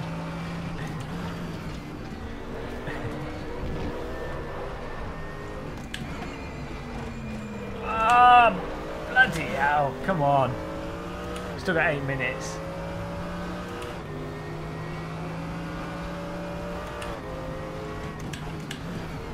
All the Americans that haven't ever watched Red Dwarf and going, what are they talking about? All the viewers dropping down and was, oh god, this Game of Muscle channel, what is this? What is this crap? It's talking about British TV.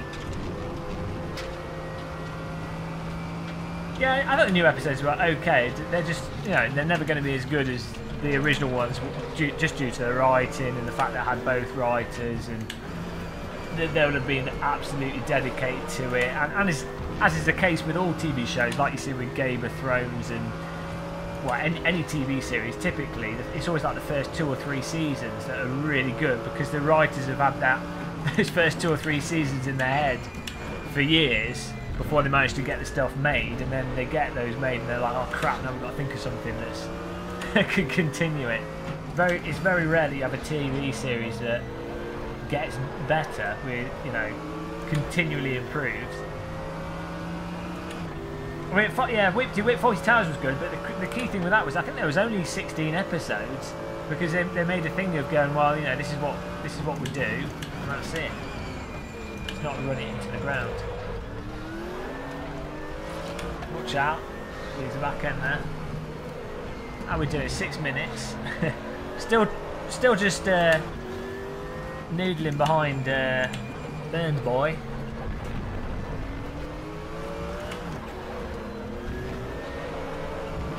You can hold this in a nice slide as you pull out.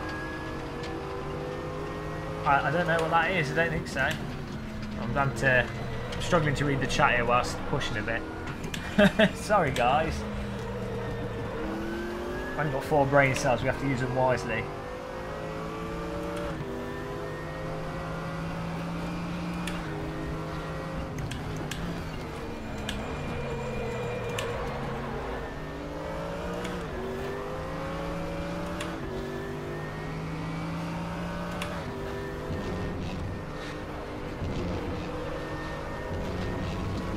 We don't have a Hitler Whiting in this game, that's nice.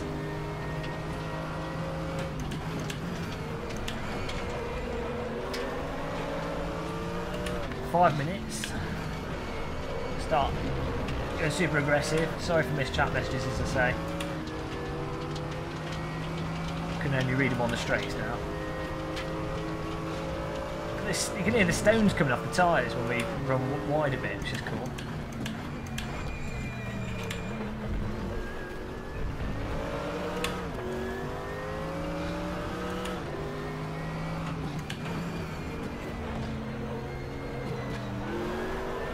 What? Bit aggressive on the power there. The golden age of comedy is surely slipping away. Well, it'll come back. As I say, I think, you know, with YouTube you'll see stuff. You know, it won't be high budget, but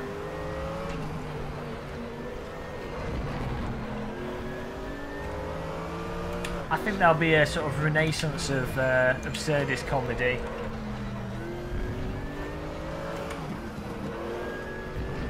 Given how crazy things are at the moment.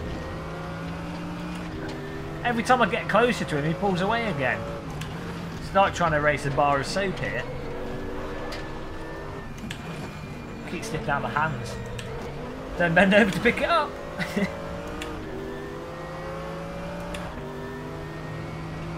Here we go. Can see Burns shaking in his bucket seat. Oh, we're going right in his bum. Burn Emerson. Audi versus AMG. You can feel the pressure of the muscle now. Looks like his car's floating due to the lack of shadow. Oh, I see. It's only displaying on some of the track. Probably tell Sector 3 about that. Oh no, you sneaky bugger! I got sucked a bit wide there. Whoops. Built a sandcastle.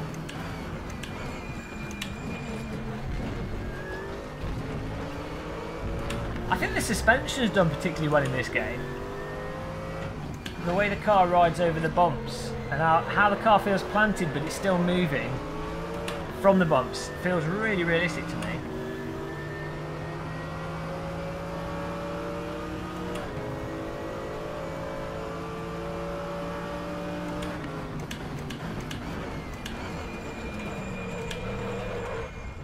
Oh! Oh, he was slow through there. Tried to get around him without crashing into him. Oh! Oh! Side by side. I need the spotter installed. Ah, man, Hamilton. This is on the last lap. He's made a boo-boo. Probably run out of fuel.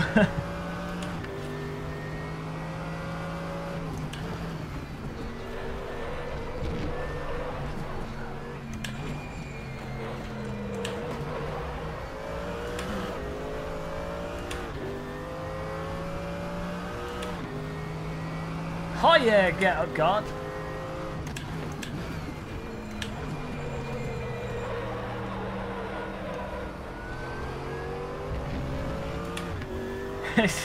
Sometimes it's only because Bern Habelson folded under the pressure.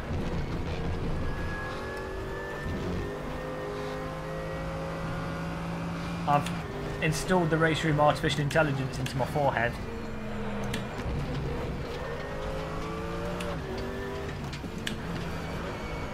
Clearly, Race Room is the most realistic simulator. That's why we're doing all right in it, because you know, obviously my skills are just. I'm literally a pro real-world driver. Obviously, that's what all sim racers want to tell themselves. I'm good in this sim, so it's the most realistic one. Oh, there's another lap of Doom to come, impending Doom. It is Tom Thomas. I see you watched our last video. Oh, bloody hell.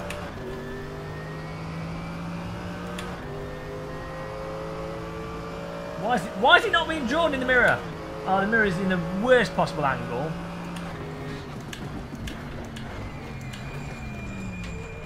I couldn't even see him. Sorry, Burns. Sort of squished him there. I need to install the spotter app. We're playing this more. Brilliant video. I don't think it's got many views, but oh well, that's YouTube for you. Sometimes you do a video and you have a video with a cat, it's billions of views, and you do a thought out video and it gets 10 views. But you know, it was fun to put together. It was nice video footage from the race we had, so thank you though. Look right, steer.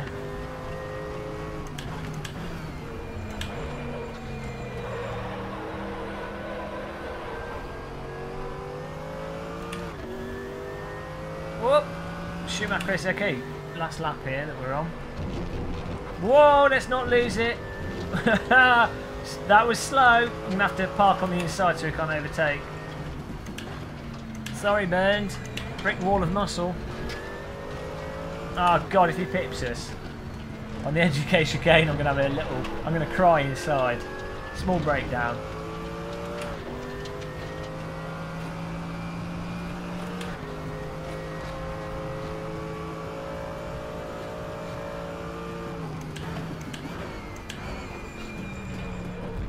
Nice.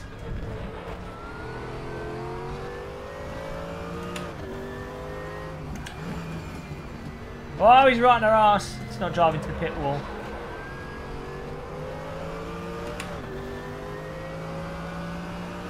There we go. Oh, we won.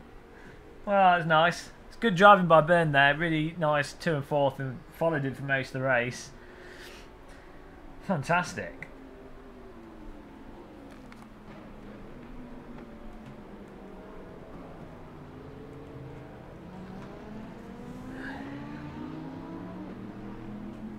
I think we're going to do one more race on Race Room here. I want to try the P45 Competizione. Nice one, Byris? I don't know if we should be able to see the end of the results here, and then it'll go to the next session. Oh, look at that livery. Nothing says intimidating race car like Hello Kitty. What's up with this magic? I know. I think everyone's just driving very carefully. Oh, look at that. First place, race winner. Absolute legend.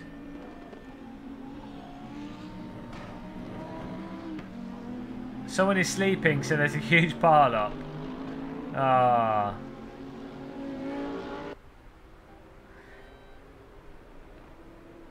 What do I need to participate? It depends whatever track it's on. And a single GT3 car and the one track that it's on. But as I'd say, I'd probably, if you don't have the content, I'd wait, because we'll work it out on our Discord. I'll work out a bunch of tracks that I think are really nice that we can put in a rotation so everyone knows what to get. Nice one, Alex Blob. Why can't I see any more details? It's just saying the race winner. It's just letting me know that I won.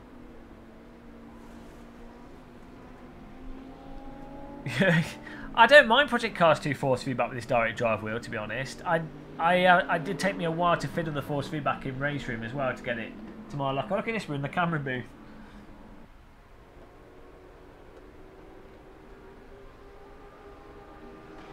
Yeah, guys, we've got a Discord channel. Those of you that are just watching and wondering what's going on, it's in the stream description. You can see our Discord channel. And join that, and we announce when we're streaming, and people talking there, argue about tire models, that kind of thing. There you go, TomTom's posted it in, thank you.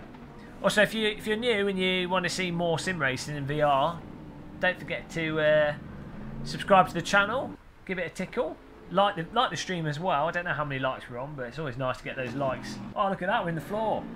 It's always nice to get those likes up and away. Oh, there we go. Pulling pictures up in the pit here. See, look how polished this is. Just like all the camera shots are really nicely positioned. The end of the race is nicely done. It's all really nice and slick. It just feels very cohesive. We've got a car reversing there. I don't know. Okay, that would happen, just to contradict what I was saying. Where's he going? We got one drunk in the pits. She's my leg is there. Oh, okay. For the most part, it's very cohesive, apart from the one car that seems to be completely drunk. Alright, Bernd. What are we waiting for? I've got to click a button, no. What is it doing? Michael Jackson, BMW. Dun, dun, dun, dun, dun, dun, dun, dun. Billie Jean's. Look at that. He's moonwalking in a car. Look at this. Dun dun dun dun dun dun dun dun dun dun dun dun dun dun dun dun dun dun dun. What? I think the server might have got stuck. I think that might be. Oh no! Look, there's a continue button, and I couldn't even see it. My fault. Because my chat room was blocking it.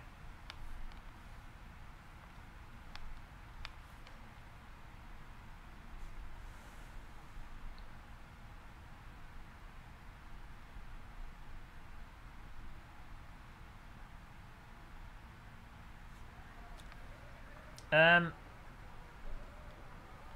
gonna change car to the. I'm gonna change my car to the P45 Competizione because I want to see what that's like in race room. I don't think I've ever driven it in race room. That's not how you spell gamer. Oh, we've only got 3 out of 30 people. So we'll see if people can join this, but if there's not more people... Oh, we're back to Mid-Ohio. I don't know how that's happened.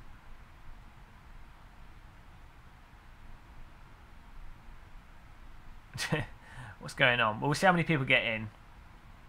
But if there's not that many, we might have to call it a day.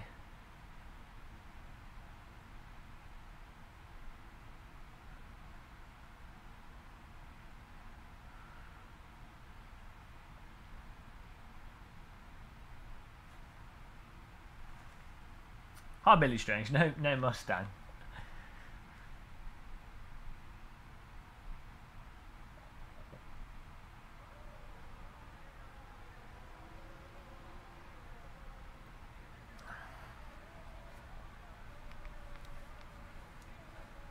Let's see what this is like. Well, we're sat in the floor.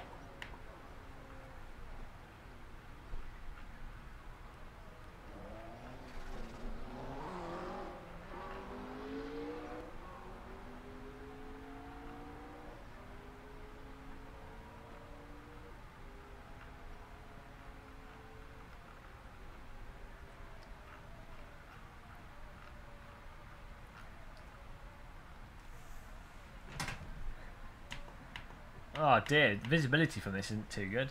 See, get ready. See.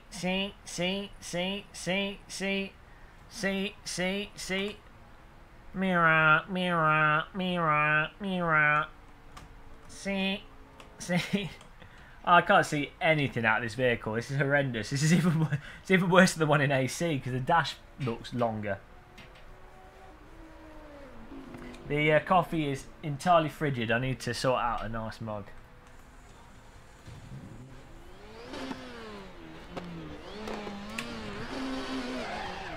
Oh God!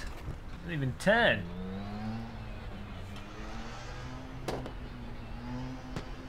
Well, this car feels off. Visually feels totally off. I think this might be one of the older vehicles, judging by the textures. Oh, hang on. Might as well be authentic. Oh no, it's not going to work because I haven't bound the keys. Ah, the steering lock is atrocious. The default setup on this is totally wrong. For this track at least. Maybe it's set up for like Le Mans or something.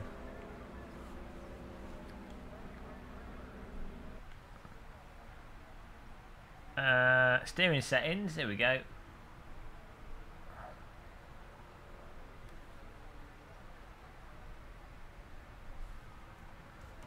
Field of view seems totally off.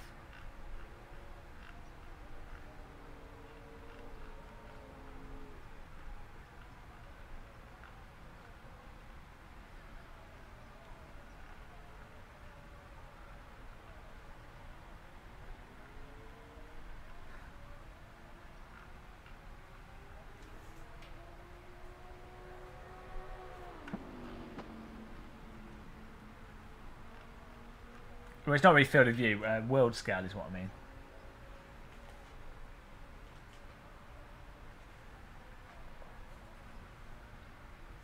Let's try and do a lap. I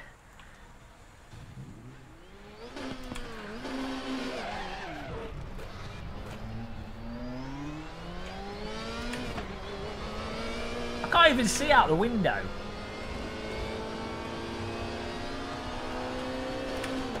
That's better.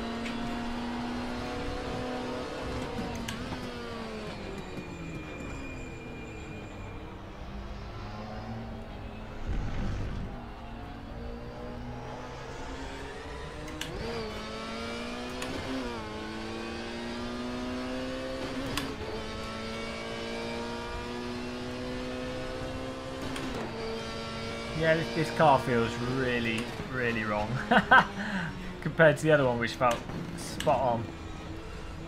I mean, handling's alright, but it's the scale of it feels really weird.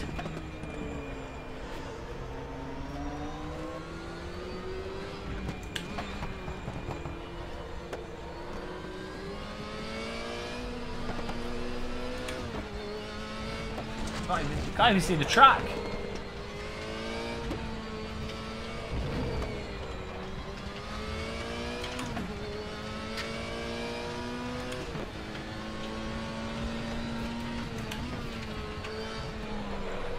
Oh, we're so close to the ground in this car as well compared to the other vehicle. Practically sat on the floor here. This is more of a Formula 1 position. That makes sense.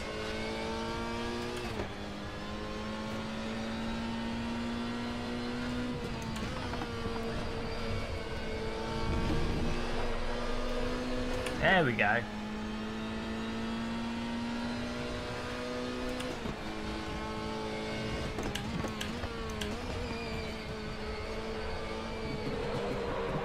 Oh, I won't turn in. I think the default setup could do with a bit of a tweak with this.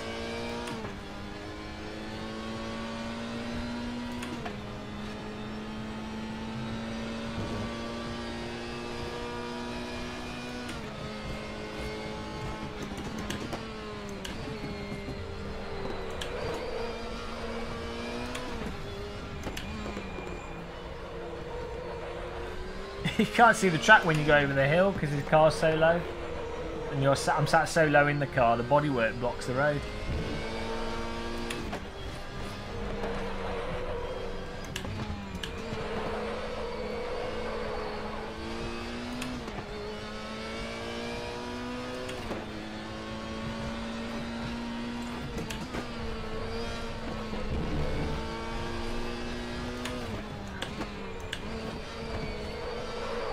I quite like how this handles.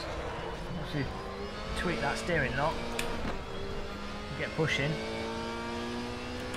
So I'm going to change the. We've only got 4 people in here, but we'll do some laps. Let's park in the middle of the road. That's what I do. Trademark. Control settings. Shift. Oh, hello. Nathan Adams, welcome to the channel. Thanks for subscribing. Shift up. We want. This should work. Oh no, it won't work unless we open joy to key.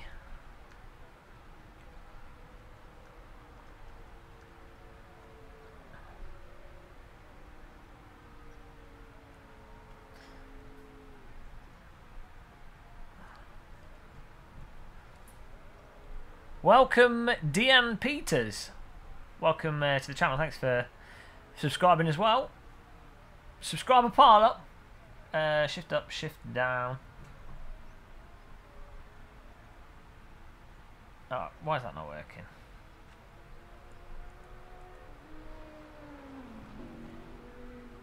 Ah, come on. I think I definitely need to go get some batteries tomorrow. Hope that's the right way around.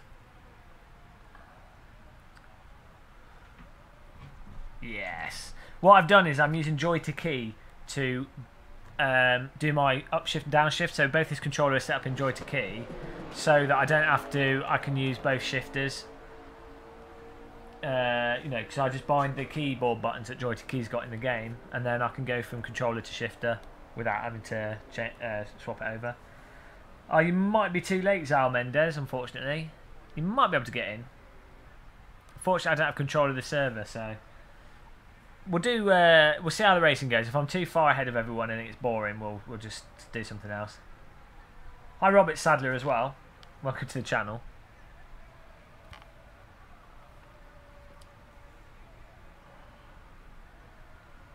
We do not need 21 laps of fuel.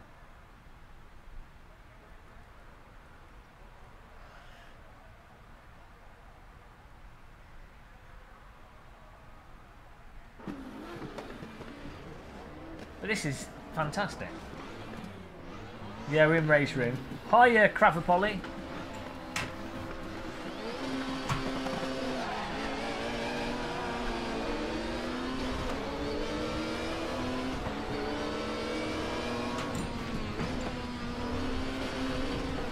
That feels a bit better.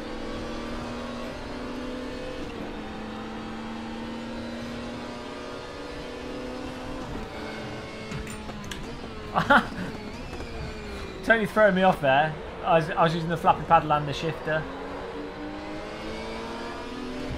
I don't need to use a clutch because it's sequential.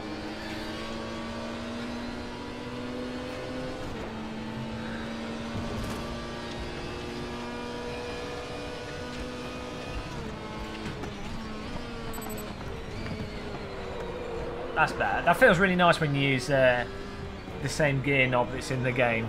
Just makes it feel more authentic.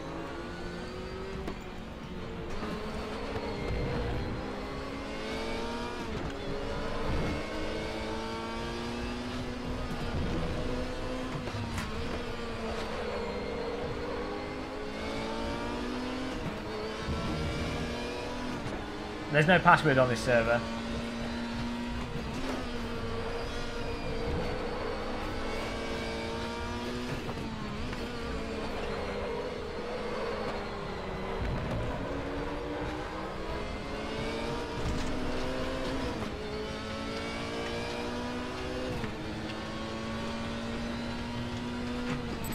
Ah! Looks like we've got a race in our hands, guys.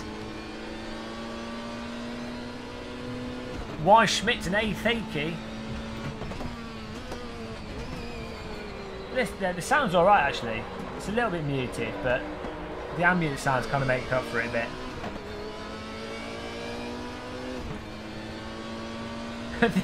The in-car animation holds onto the shifter for a bit long. I should do it for the amount of time he does. Get the timing right.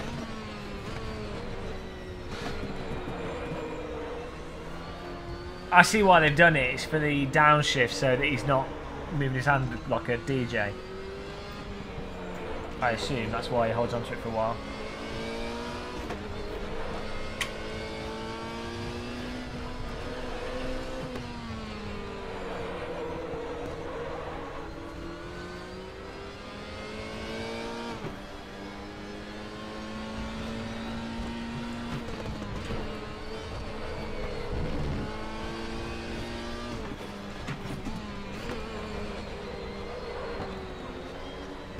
This is awesome. You get a good sense of speed being low to the ground. Hi Dragos, bye, welcome back. Filthy Reg Boy. Hope you're having a good evening. Oh, bloody hell. Such a fast corner, you don't need to downshift.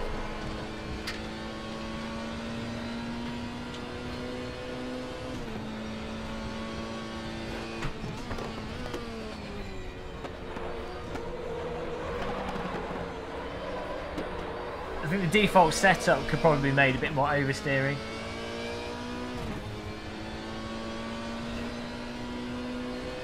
That would help. I meant welcome back in to the stream in general, as in you're normally in most days you're watching.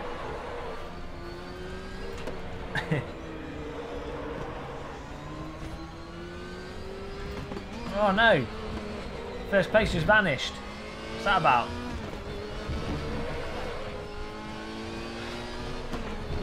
That's a shame. They were driving nice and close. I guess his internet just disconnected.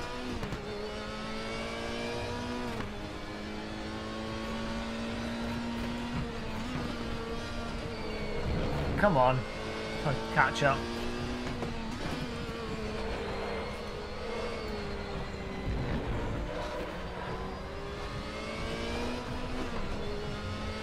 Oh no, that's really annoying. Are you playing in 2D or VR? Because you were in first place.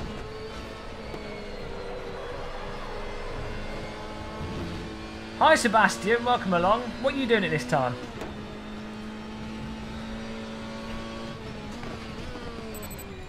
Ah, stopwatch. Hit the stopwatch.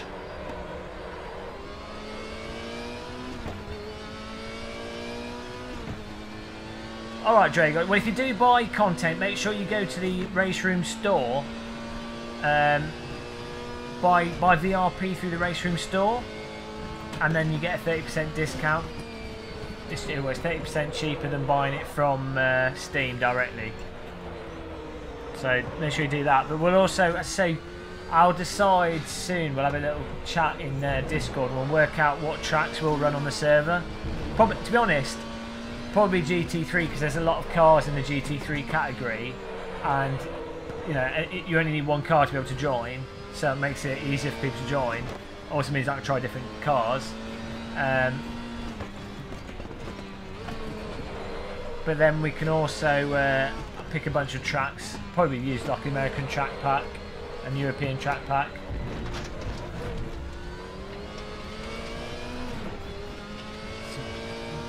Mr. Schmidt's pulling away from us. I think he's one of our sponsors. He's one of the guys that sponsored today, and now he's smashing us.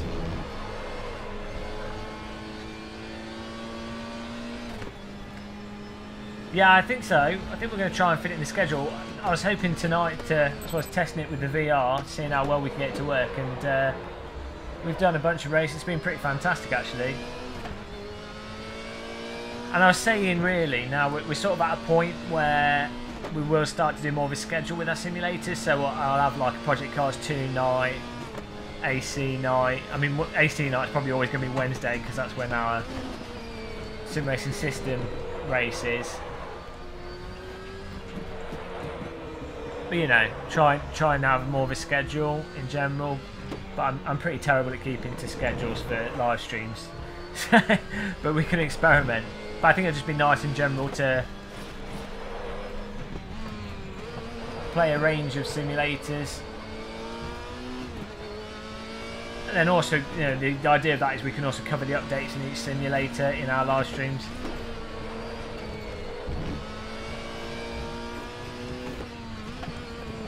You've got to be really careful with a direct drive wheel that you don't hold on to it with one hand at a tight angle, because you can get a sudden jolt, force feedback and break your wrist if you're not careful, or if someone drives into you. I don't really like R Factor 2 that much, to be honest. Although I haven't tried it recently, so I have to give it another go, but the content in it's a bit lacking. And it's a bit of an arse to use. I was a huge R Factor 2 fan though. I played it in all the way through its beta from like 2012, I think, when it first came out. But I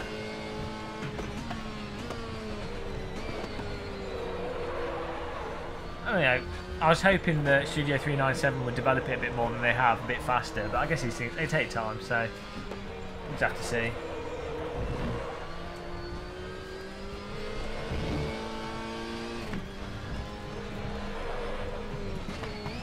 To be honest, though, I really appreciate the complexity in R Factor 2. In many ways, I just prefer the handling in AC Race Room and Project Cars 2.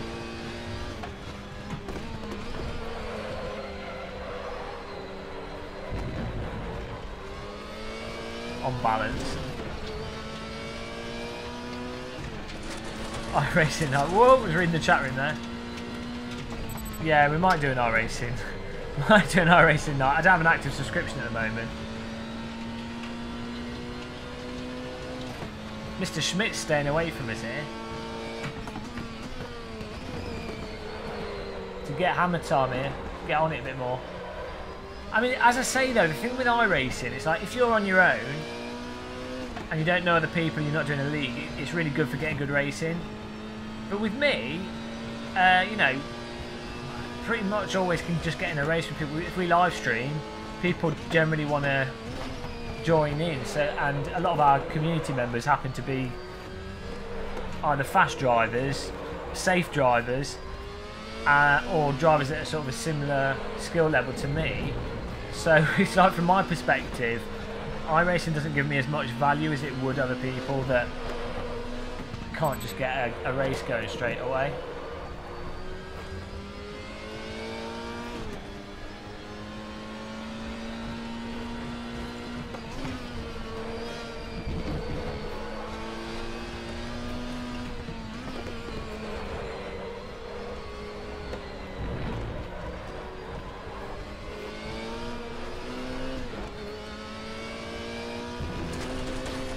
Bloody hell.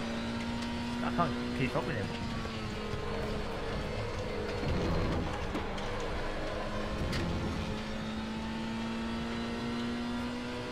Yeah, I'm not the safest. I'd say I'm moderately safe. I'm less safe in our races than I would be if it was if I was driving privately, because you know I'm reading the chat room and we're kind of having fun, or just being, you know, in both cases it's fun, but you know, I'll take more risks for it to be more entertaining. In terms of skill though, I'm sort of above. I'm in that sort of just above average category. So I tend to get whipped if I play iRacing for any length of time and you get into higher ranks. I just get destroyed on there because people are just too good at it. I know I have to practice for way too long to get up to pace versus people that are good, actually very good at sim racing. Text and drive the whole race. I'm just a walking billboard for what not to do. I'm loving the flow of this. I think you get into a really nice flowy race room. I think it's because there's a stability to it. Drink driving.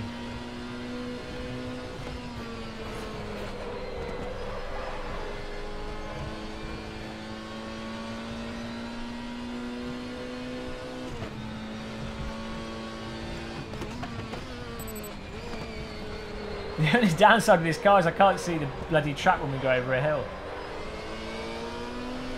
We've got probably one more lap left. I'm pushing. We'll take some risks.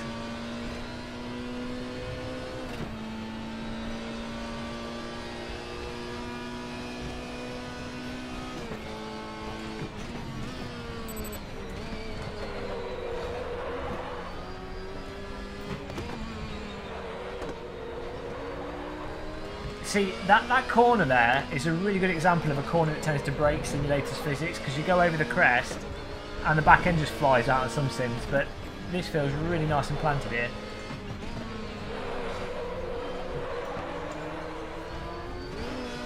I'm trying to push here. Got one more lap left, so I've got to get a hammer on. No chat room reading.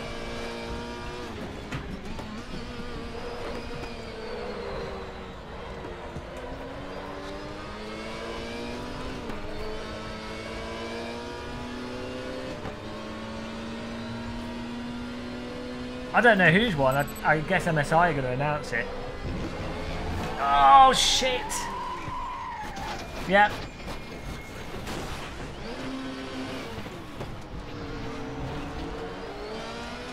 Curbing. I pushed it too hard. That's the kind of thing you need to test in qualifying. There's a limit to how much curbing you can take in this car, for sure. Ah, it's a shame. That's totally my own doing. I deserve that as well. I utterly rode the curb on, and this car is so tight.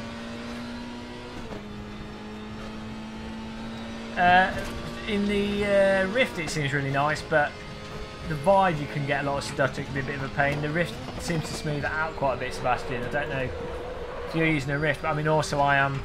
Bear in mind I've got a 1080 Ti, so it certainly helps.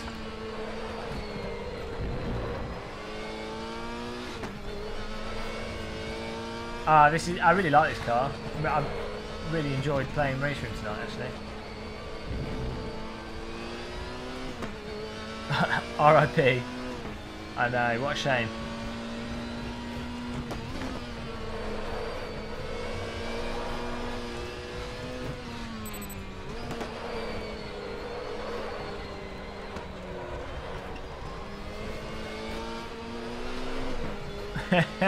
Settle with 4th place after killing myself. Totally my own fault. I know we got one more lap.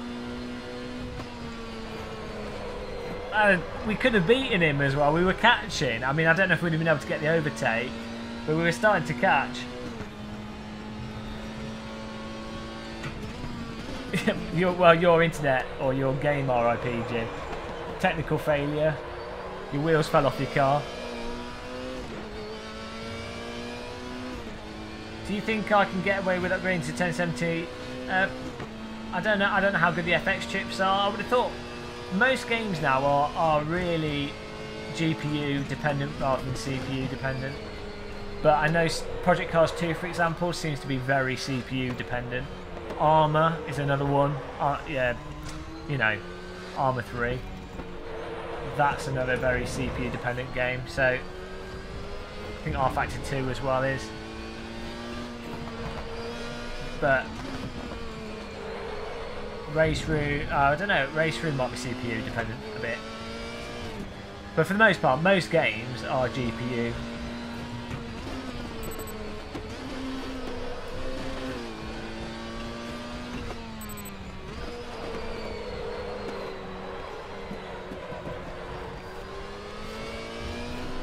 Oh, that was fantastic. Really enjoyed that. Well done, Yannick Schmidt. I thought I'd Titwinkle myself. You know, I thought I'd put pressure on you, and then I thought, you know what? I'll Tony Hawk's this curbing. I know I was pushing, and then I took too much curb. You never Tony Hawk's the curb in a P45 Competizione. I didn't get the grind bonus.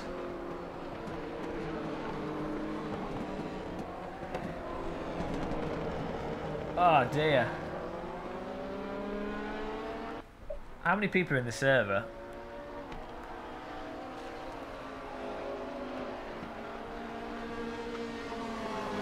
Oh, I can't see the continue button in game because it's obscured by the chat room.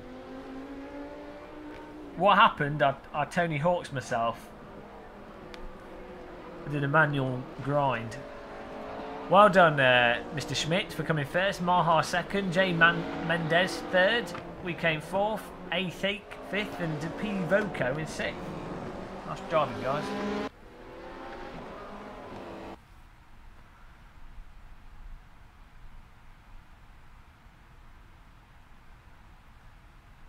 I was watching the relative time. I know when you do that, it sucks you out.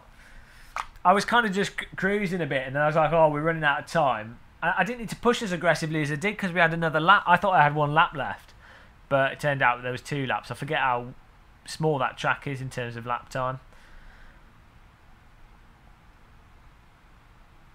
But guys, you know what? I think on that note, we're going to stop the stream there because it is 11:30, and I don't want to be dead tomorrow.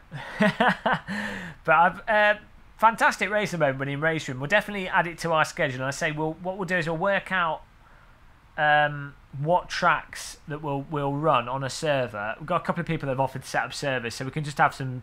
Maybe if we can have 2 servers set up, one with like DTM and then one with GT3, and then we'll have the tracks going across them, so we can set it up so that people know what tracks to get, what car they want to get. You only need one of any of the series that are there, and you're done. And then that'll be really convenient. And we can do, I think what we can do is have it set up so it's 10-minute qualifying, and then 10-minute race, and then another 10-minute race, but with reverse grid. And I think that could be really interesting, and and that'll allow people to get used to a new track, and it'd be good fun. But yeah, thanks for everyone that took part. Thanks for Yannick Schmidt for beating me. I take it. I took myself out, so I deserve that. But thanks for sponsoring us. And I'm looking at my wrong camera over there. Neotronis for re-sponsoring as well. Yannick Schmidt for sponsoring, and Scar3SL for donating, as well as Robert Unguru of the Unguru people. Thank you so much for supporting us with your donations. I say it really helps. So until tomorrow, subscribe, like. It's just like a YouTube tick. Subscribe and like, everybody. Subscribe and like. I go into town and I buy my stuff, and the lady at the cashier is like, oh, do you pay by card? And I'll be like, yeah. And I pay, and I go, subscribe and like. I'm like, what are you on about? I'm like, YouTube. But yeah, I see you guys. Have a good night's sleep. Goodbye.